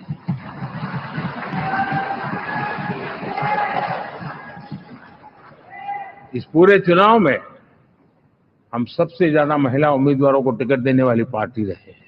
ये हमारा कमिटमेंट है। हमारी महिला सांसदों को जो आशीर्वाद देश की जनता ने दिया है, मैं इसके लिए विशेष रूप से उनका आभार व्यक्त करता हूं। और साथियों, आपने देखा होगा G20 समिट में दुनिया के सामने एक विषय लेकर के हम बड़े आग्रह से गए हैं, और वो है empowerment of women, development of women. इन सारी बातों को तो हम परिचित हैं। हमने एक नया शिफ्ट किया है और हम G20 समिट से भी इसको आगे बढ़ा रहे हैं, विमेन लेड डेवलपमेंट।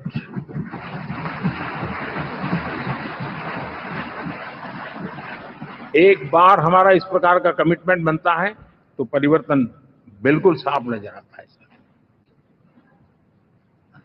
साथियों, एनडीए का ये कार्यकाल बड़े फैसलों का है, तेज विकास का है, और अब हम समय गंवाना नहीं चाहते कि हम 5 नंबर की इकोनॉमी से 3 नंबर की इकोनॉमी पर पहुंच रहे हैं।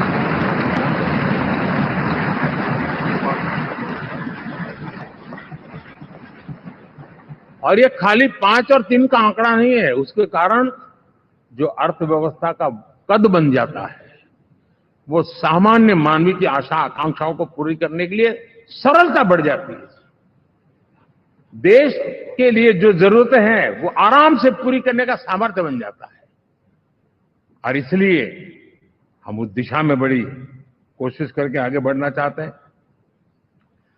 राज्यों का सहयोग भी उसमें उतना ही महत्वपूर्ण है। और भारत के संविधान ने हमसे जिस प्रकार का दिशा निर्देश किया है कोऑपरेटिव फेडरलिज्म का, लेकिन मैंने उसमें आग्रह रखा है कॉम्पिटिटिव कोऑपरेटिव फेडरलिज्म। हमारे राज्यों के बीच में भी तंदुरुस्त स्पर्धा हो, राज्य और केंद्र के बीच में भी तंदुरुस्त स्पर्धा हो, हम अच्छा करने की स्पर्धा करें, और उस दिशा में हम आगे बढ़ना चाहते हैं। और हमने देखा है कि जब मैं कॉम्पिटिटिव कोऑपरेटिव फेडरलिज्म की बात करता हूं, आपने देखा G20 समिट हम एक जगह पे कर सकते थे, हम भी मालाएं पहन करके फोटो निकलवा सकते थे, लेकिन हिंदुस्तान के अनेक शहरों में 200 से ज्यादा मीटिंगें हुई, और दुनिया भर के नीति निर्धारक जो कहे G20 देशों के और बाकी भी 5-7 देशों के, वो हिंदुस्तान के कोने कोने में गए, उनके देशों में जाकर के भारत की विविधता, भारत की विशालता, इसकी चर्चा कर रहे हैं। उनके लिए आश्चर्य है। हमने तो दिल्ली आकर के वापिस जाते थे, पता ही नहीं था कि देश इतना बड़ा है। ये अपनी एक ताकत का परिचय हुआ है। हमने कोविड में देखा, राज्यों के साथ कोऑपरेशन के साथ हमने जिस प्रकार से लड़ाई लड़ी, और एक सूत्र में रह करके लड़े, दल किसी का भी हो सरकार में, लेकिन हमने इस काम को किया क्योंकि हमारा कोऑपरेटिव फेडरलिज्म के प्रति कमिटमेंट है।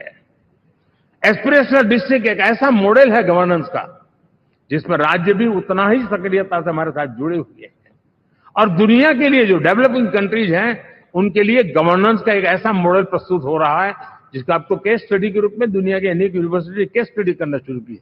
अब उसको हम आगे बढ़ाते हुए एस्पिरेशनल ब्लॉक की तरफ ले जा रहे हैं, ताकि हमारे ग्रासरूट लेवल पे भी जो वीक एरियाज है, जहां सुविधाएं अभी सामान्य एवरेज से भी नीचे हैं, उसको हम जल्दी से जल्दी उस स्टेट की एवरेज तक लाना चाहते हैं।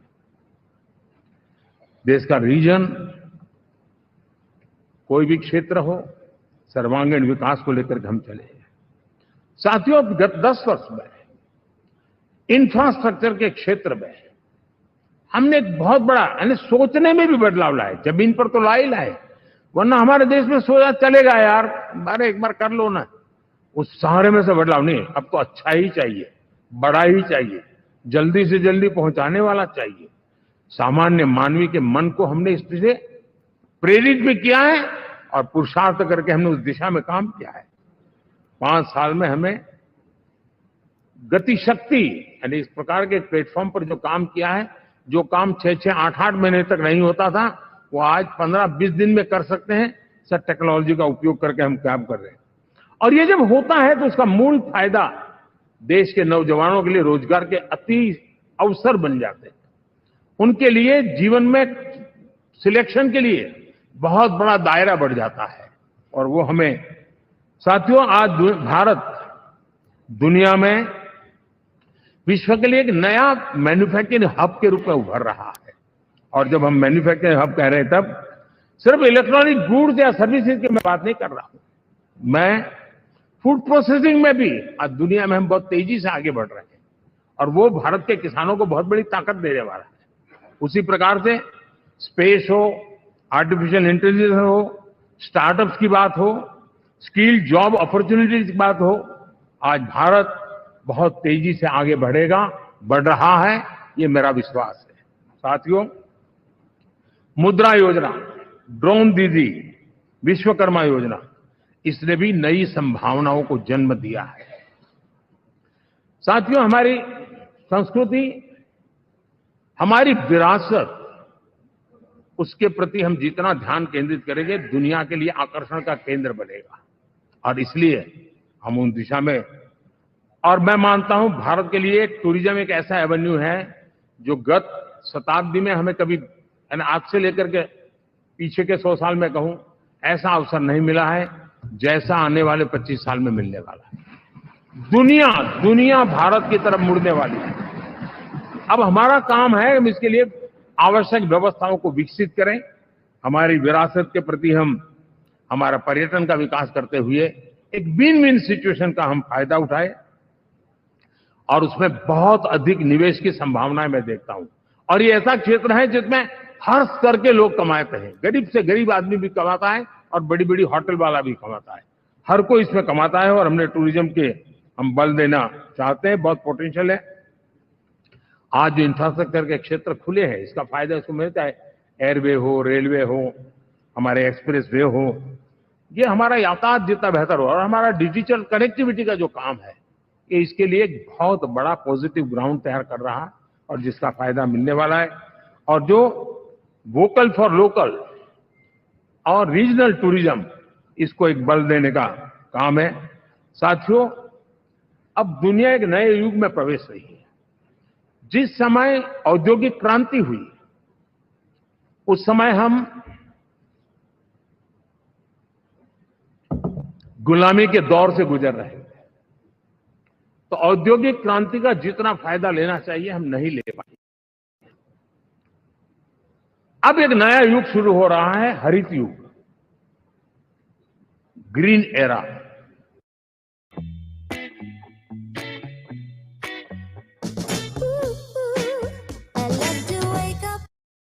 और हम इसके लिए आने वाले दिनों में ग्रीन हाइड्रोजन की बात हो, ग्रीन एनर्जी हो, या ग्रीन जॉब्स हो, या ग्रीन मोबिलिटी हो, इन सारे विषयों को हम इतनी तेजी से आगे बढ़ाना चाहते हैं ताकि इस हरित युग का नेतृत्व दुनिया में भारत का सामर्थ्य सिद्ध कर दें, ये हम चाहते हैं। साथियों, इसी सिलसिले में इस 5 जून को जब पर्यावरण दिवस था, 4 जून को नतीजे आ गए थे, तो उसी दिन मेरे मन में एक विचार आया कि कार्यक्रम 5 जून को हमने आरंभ किया, एक पेड़ मां के नाम। हर किसी को मां के प्रति श्रद्धा होती है, और मैं भी देशवासियों को कहूंगा कि आने वाले समय में कभी आपकी माताजी का जन्मदिन हो, क्या कोई और शुभ दिन हो, अपनी मां के नाम पर एक पेड़ लगाइए। और मां जीवित है तो साथ लेकर जाइए, उनकी फोटो आप सोशल मीडिया में अपलोड कीजिए, और मां नहीं है तो उनकी फोटो रख करके एक पेड़ लगाइए, और वो अपनी मां का भी सम्मान होगा और धरती मां की सेवा होगी। हम इन 2 माताओं की सेवा करें। साथियों, एनडीए, अब भारत आइसोलेशन में नहीं जी सकता। वैश्विक परिवेश में भारत की भूमिका दिनों दिन बहुत बढ़ती चली जा रही है। 2014 में जब एनडीए की सरकार बनी, पूरे विश्व में उसी एक पल से एक नया जिज्ञासा पैदा हुई, थोड़ी आशा के संकेत उनको नजर आने लगे और फिर उस बदलाव बहुत बड़ा तेजी से आया। और पिछले 10 वर्ष में भारत ने जिन कामों को बढ़ लिया है, आज भारत की छवि विश्व बंधु की बन चुकी है। दोस्तों, विश्व हमें एक बंधु के रूप में स्वीकार कर रहा है और जब दुनिया हमें विश्व बंधु के रूप में स्वीकारती है तो हमारी वैश्विक जिम्मेवारियों को भी हमने हमारे आने वाले रोड मैप में महत्व देना ही होगा। और भारत की सफल विदेश नीति ने अच्छे परिणाम भी दिए हैं।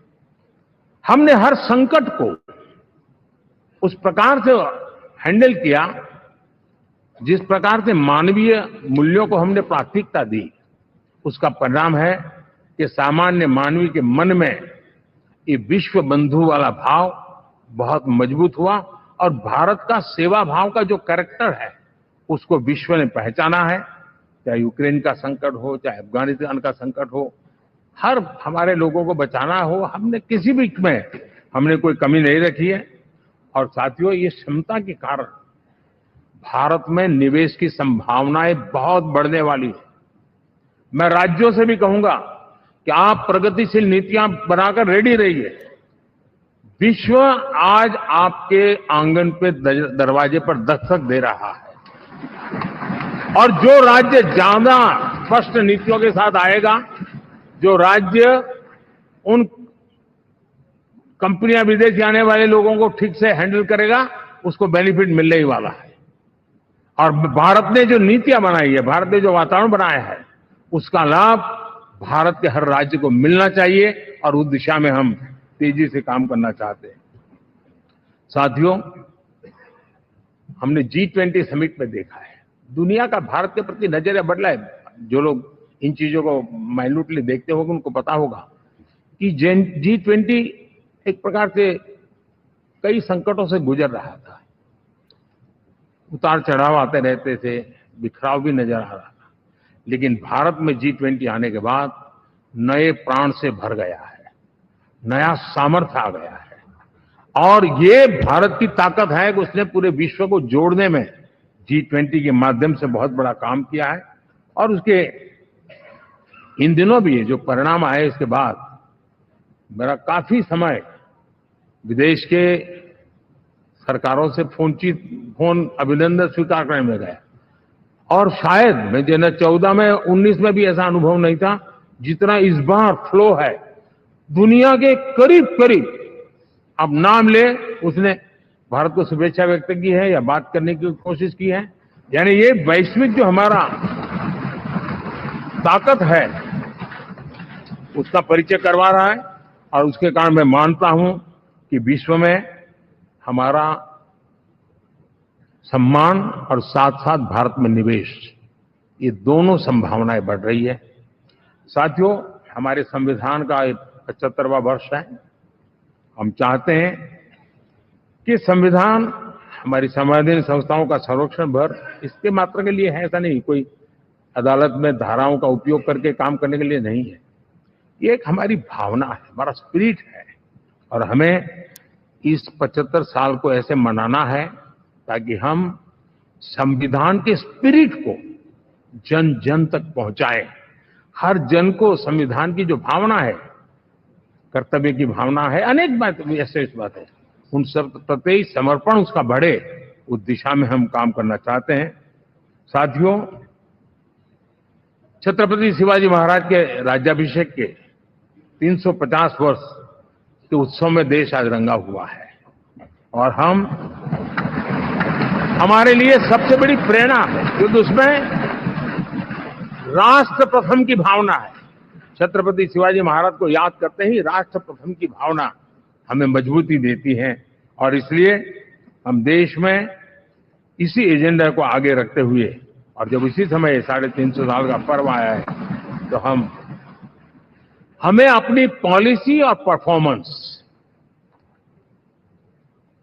और सामान्य मानवी का जीवन बेहतर करना है। उसमें जरा भी विलंब नहीं करना है। साथियों, विकास की सारी तैयारियां, रोड मैप लेकर को हम चलेंगे ही, चल रहे हैं। लेकिन साथ साथ हम नए नए सांसद आए हैं, कुछ पुराने सांसद हैं, कुछ ज्यादा अनुभवी सांसद भी हैं। आप देखते हैं कि इन दिनों, पिछले 2 दिन से आप टीवी पे देखते होंगे, एक भी सच्चाई मुझे उसमें नजर नहीं आई।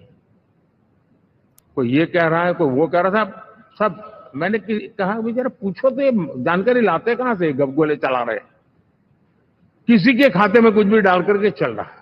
मतलब ये थोड़े दिन, क्योंकि 10 साल से ऐसे अवसर नहीं मिले हैं, तो शायद ये उबाल जरा ज्यादा रहेगा।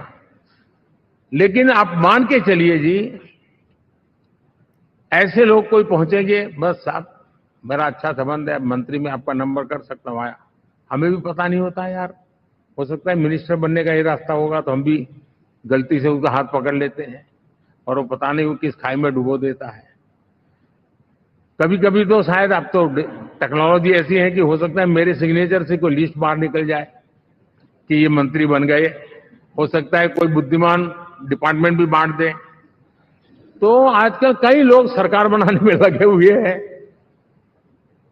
मंत्री पद बांट रहे हैं, पद बांट रहे हैं, व्यवस्था बांट रहे हैं। मैं आपसे आग्रहपूर्वक कहता हूं, और जो मोदी को जानते हैं, ये सारे प्रयास निरर्थक है वे।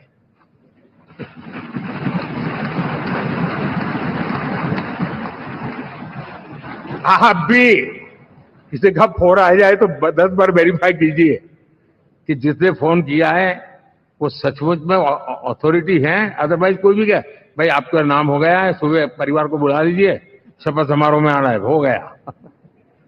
तो ऐसी गपबाजी करने वाली एक बहुत बड़ी फौज रहती है। कुछ लोग आदतन करते रहते हैं, कुछ लोगों को मजाक आती है लेकर, और कुछ लोग बदइरादे से करते हैं। मेरा सभी सांसदों से आग्रह है कि हम इन सारे षड्यंत्रों का शिकार न बने। दूसरा, हमारे जो इंडिया अलायंस वालों ने इस चुनाव में फेक न्यूज में एक्सपर्टाइज कर लिया, डबल पीएचडी कर लिया उन्होंने, वो शायद इसका भरपूर उपयोग करेंगे। हम कृपा करके इन चीजों से दूर रहें, अफवाहों से दूर रहें। ये जो टीम बैठी है वो अनुभवी टीम है, मुझे भी सही सलाह देने वाली टीम है, और इसलिए टीम मिलकर के बहुत सही निर्णय करने वाली है।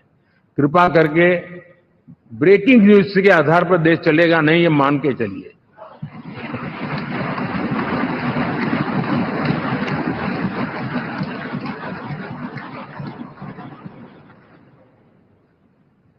साथियों, विकसित भारत का संकल्प लेकर के हम चले हैं। 3 नंबर की इकोनॉमी पहुंचना मैं जानता हूं, निश्चित रोड मैप के साथ उसको हम पार करने वाले हैं। और मैंने पहले भी कहा था कि मेरा पल पल देश के नाम है, मेरा पल पल आप लोगों के नाम है। मैं 24/7 अवेलेबल हूं।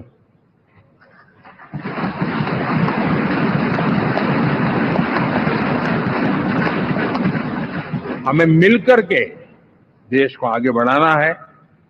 फिर से एक बार आप लोगों ने मुझ पर जो विश्वास जताया है, जो प्यार दिखाया है और जो समर्थन दिया है, वाकई मैं मानता हूं भारत के लोकतंत्र की एक बहुत बड़ी ताकत है। मैं जितना आपका आभार व्यक्त करूं उतना कम, और मैं विश्वास दिलाता हूं कि मैं आपकी आशा अपेक्षाओं को पूरी करने में, परिश्रम करने में कोई कमी नहीं रखूंगा।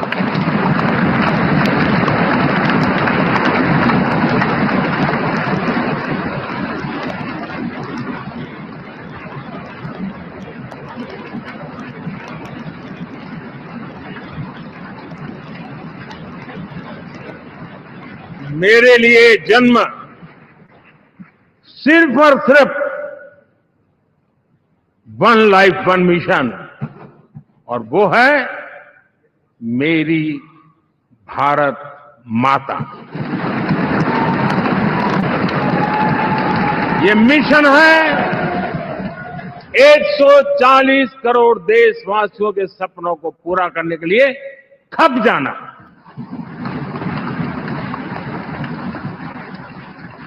ये मिशन है 140 करोड़ देशवासियों को 1000 साल की मुसीबतों से जो गुजरी हुई पीढ़ी दर पीढ़ी है, उसे मुक्ति दिला करके सम्मान के साथ विश्व में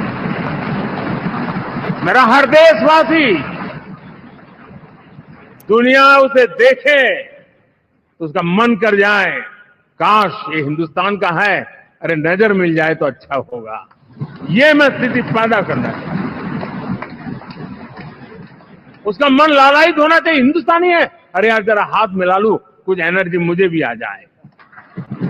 मैं देश को इस ऊंचाई पे ले जाना चाहता हूं। और साथियों, मुझे पक्का विश्वास है आपका साथ, आपका सहयोग, आपका अनुभव बहुत बड़े परिणामों की संभावनाएं लेकर के आया है। लोकसभा का ये गठन उन सभी आकांक्षाओं को पूरा करेगा। मैं फिर एक बार आप सबका हृदय से बहुत बहुत धन्यवाद करता हूं।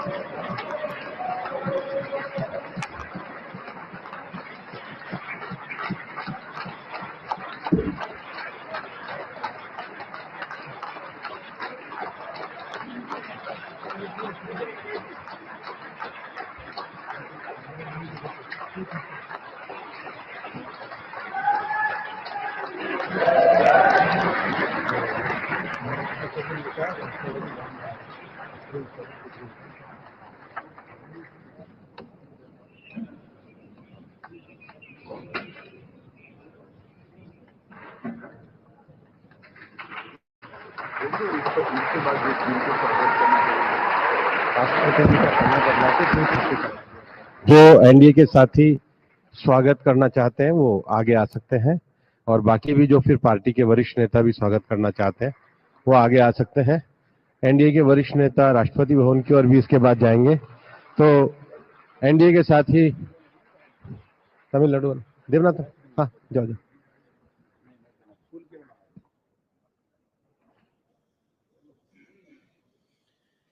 एनडीए के साथी या वरिष्ठ नेता जो स्वागत के लिए आए हैं वो एक आगे धीरे धीरे जा सकते हैं।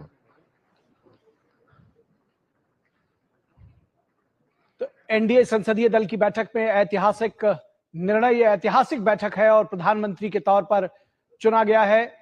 एनडीए संसदीय दल का नेता चुना गया है प्रधानमंत्री नरेंद्र मोदी को। तो एक बार फिर से तीसरी बार लगातार देश की बागडोर संभालने जा रहे हैं नरेंद्र मोदी, और ये ऐतिहासिक पल है जब सभी दलों ने सर्वसम्मति से, एनडीए से जुड़े सभी घटक दलों ने सर्वसम्मति से नरेंद्र मोदी को अपना नेता चुना है।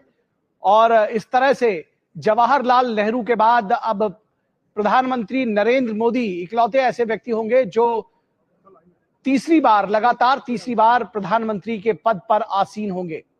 हमारे संवाददाता शैलेंद्र मिश्रा इस पूरी खबर पर बातचीत करने के लिए हमारे साथ मौजूद हैं। शैलेंद्र,